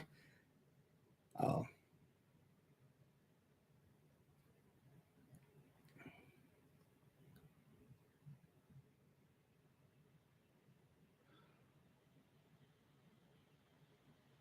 That's a pretty bad pass by Stuart Skinner right into the feet of Bouchard. And it almost cost Edmonton there. All right, Drew Doughty. Ekholm up to Draisaitl. Here it goes. Kane. Draisaitl. Shot. Saved by Korpisalo. Here are the Kings. Adrian Kempe. Shot. Easy save for Stuart Skinner. Boy.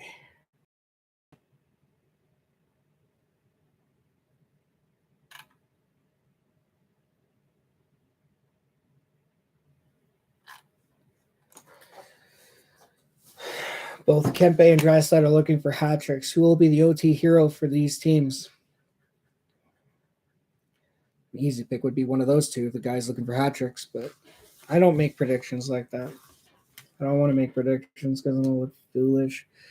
All right, McLeod wins the face-off. Ref took a spill. Fogle goes in. McLeod. Ryan up to Fogle. Fogle.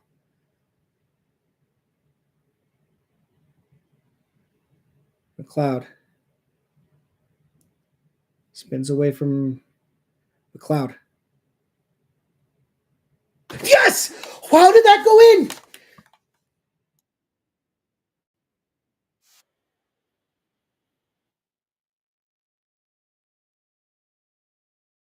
Where did that go in? Oh, wait. Watch them call this back.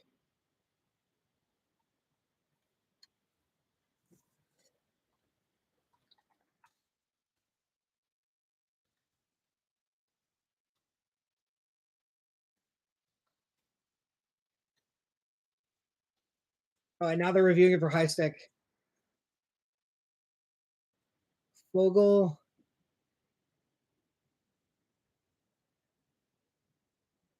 The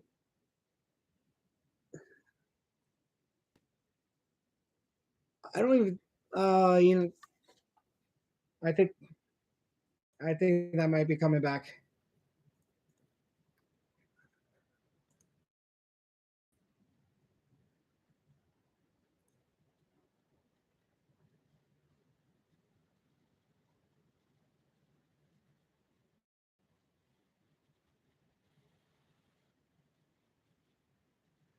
Yeah, no goal.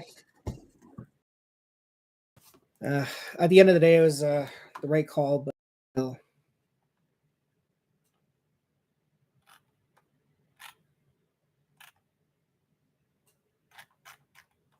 All right, well, back to work. Are they?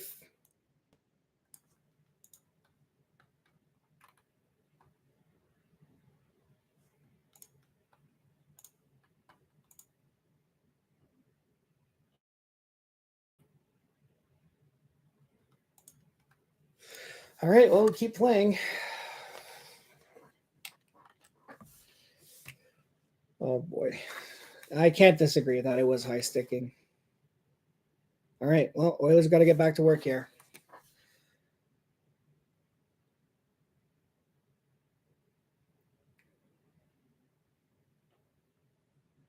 The good news is that the review kind of allowed the top line to get a bit of rest here. So McDavid and Nugent right back out there. All right, Ekholm.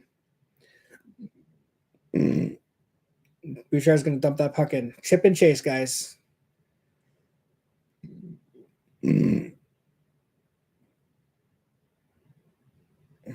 Oh. Oh, that's a tripping call. How is that not? Oh, never mind. Maybe it wasn't trip. I don't know.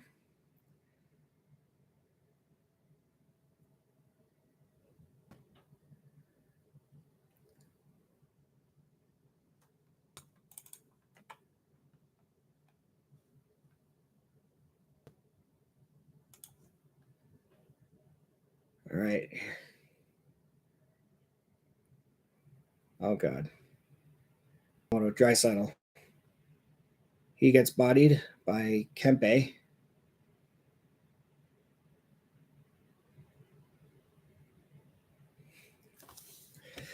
This team, man.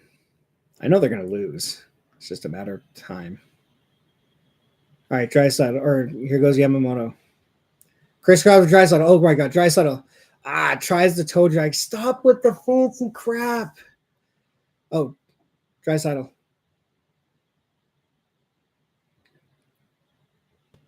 That's offside. Yeah. It's not called, though. It just escaped the zone.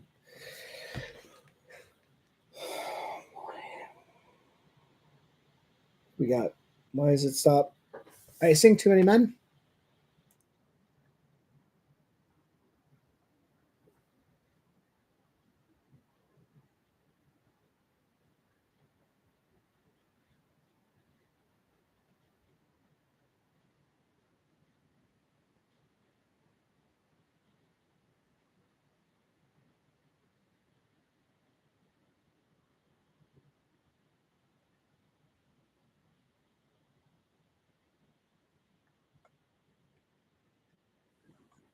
Why is the face off in the Oilers zone? What happened?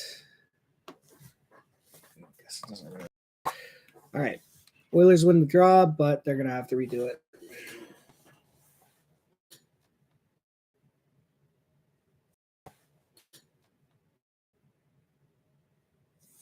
It's not fair, man. It's not fair. Edmonton had a 3-1 fucking lead. They blew it. And my stream freezes. Of course it does. Of course it does. All right. It's not buffering for too long. All right.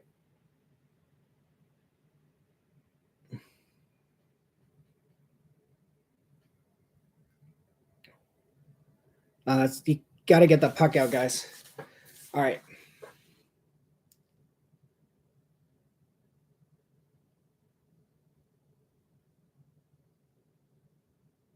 That's icing. Yep, icing on the Kings.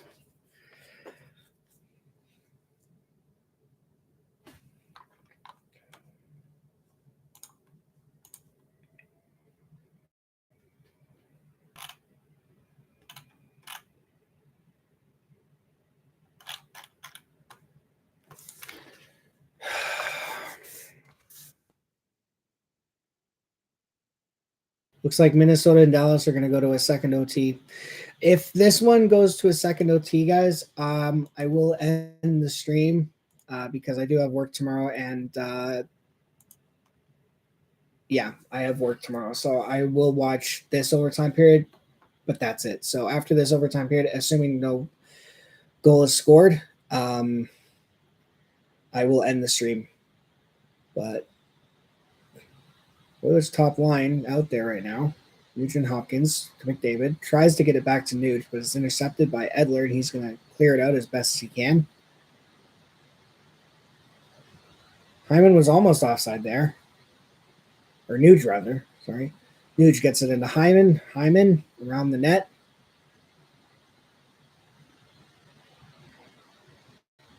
Bouchard, Ekholm, shot, deflects high in the air and into the netting.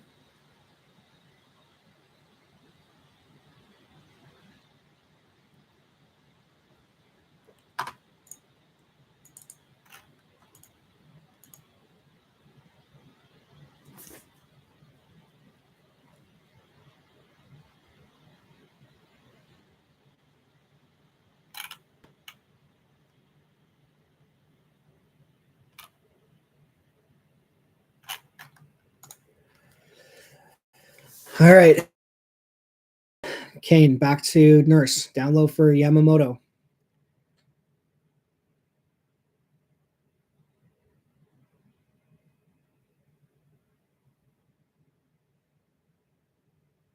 Dreisaitl's going to dump it down into the King zone, but it's going to get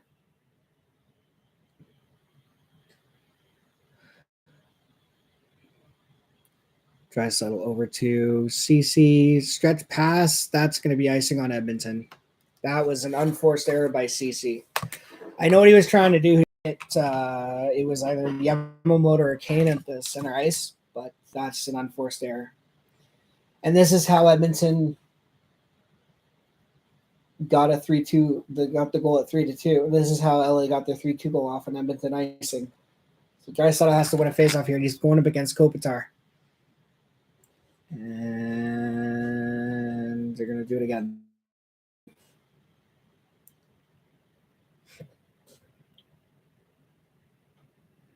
Draisaitl wins it. Good. Nurse gets the puck out. Yamamoto. He's got one-on-one. Yamamoto shot. Saved by Korpisalo.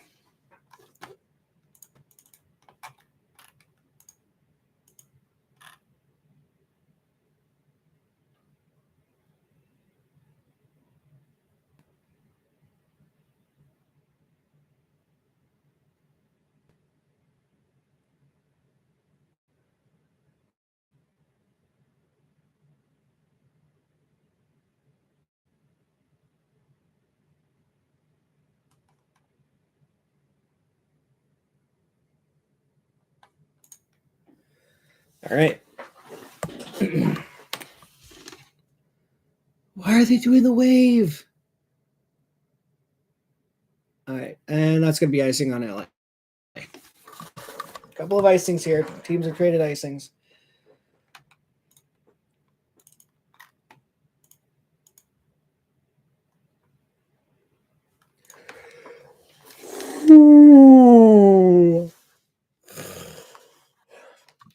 All right.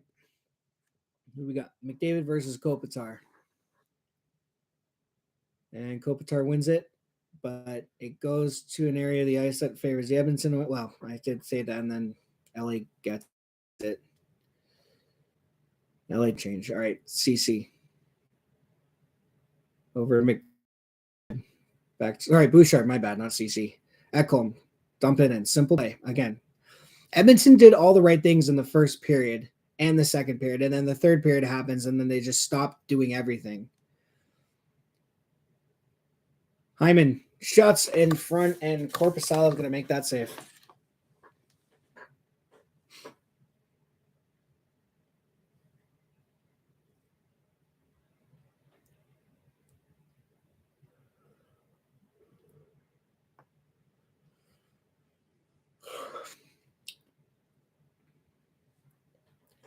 So after the 10-minute mark, they will do a commercial timeout, and then they will, they will do just one commercial timeout. All right. CC. Kane, shot. Easy save for Korpisalo. Draisaitl, protecting the puck from Danault. Draisaitl over to Yamamoto. Back to Draisaitl. CC, wires. Save Korpisalo. Draisaitl over to Nurse. Shot. Save Korpisalo. Puck is loose. He was in an awkward position. And Draisaitl. Oh, God. Nope. Oh, good. We recovered. That was almost a gift for the Kings. Nurse over to a guy who dumps it in.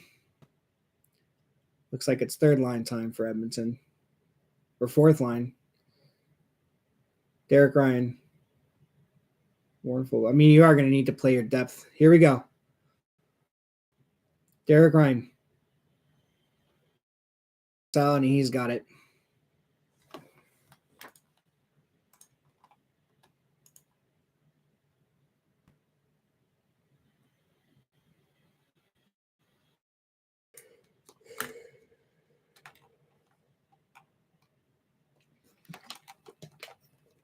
It's not going to be an easy goal. It's going to be a grease goal here. All right, Draisaitl's back out there. Yeah, they're playing the top two lines a lot more. You can tell they're going to be playing them a lot. All right, Draisaitl wins the faceoff, but the LA Kings are going to come up with it initially. All right.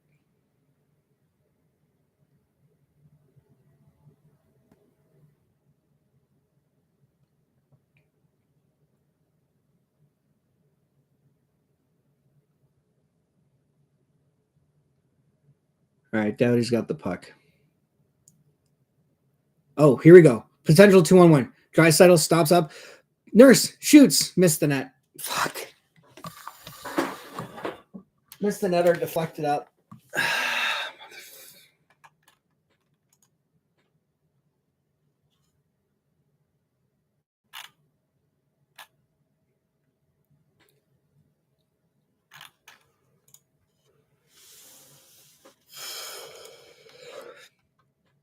All right. Shot from the point.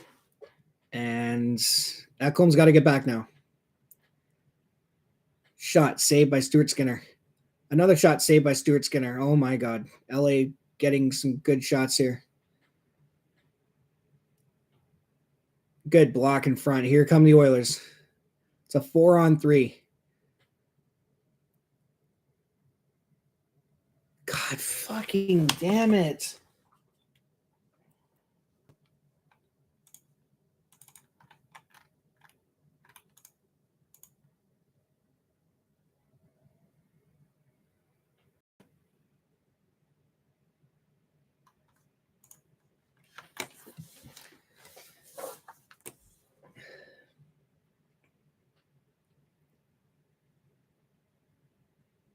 All right, 11:26. So, whoops. That's not what I wanted. All right, McLeod loses the faceoff.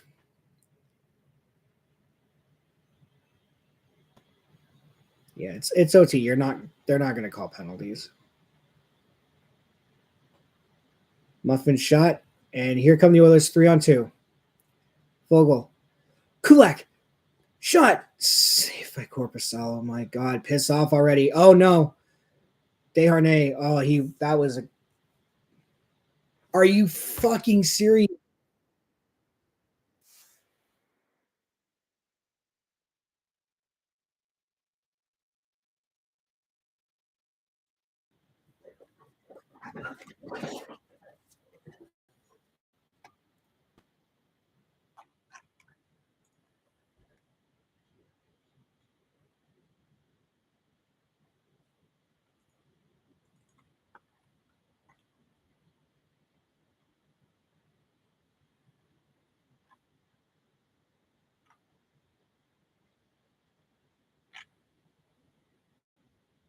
Oh my God.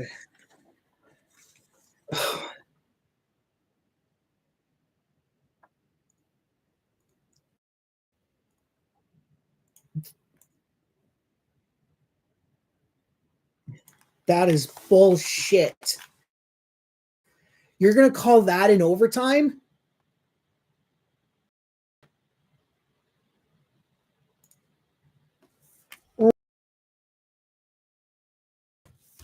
You're going to call that in overtime?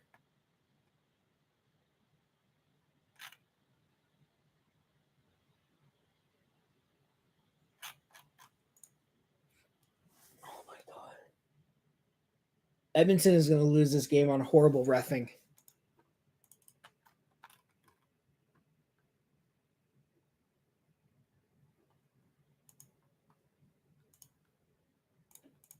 Are you serious? They won. Iafallo wins it on the power play.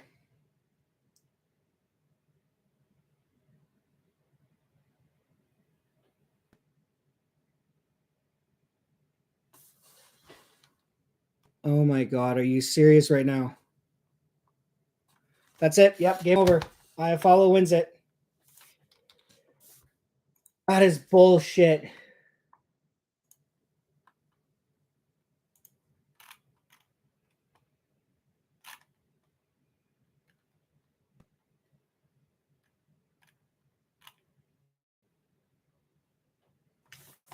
Well, that's it. LA takes game one. Horrible right to end the game. Reffing took over as always, but you know what? I'm fucking done. The refs, man. Are you serious right now?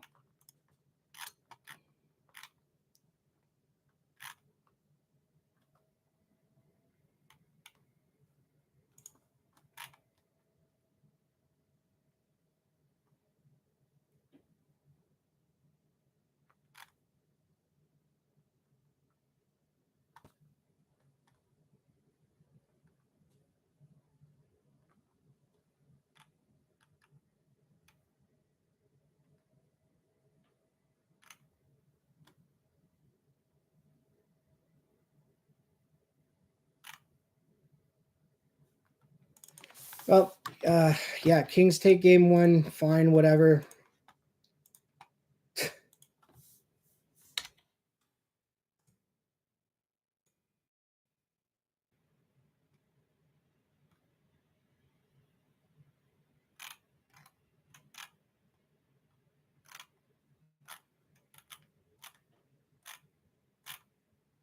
I don't know what else to say. I really don't know what else to say. This is ridiculous. You call that?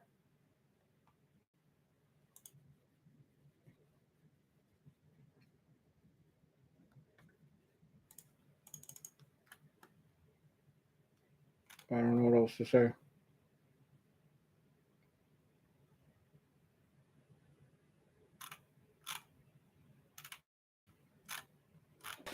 Thanks for watching, guys. I will be back on Thursday Wednesday for game two. Yeah, I'll see you guys later. LA takes game one 4-3, but it's a joke. It's a fucking joke.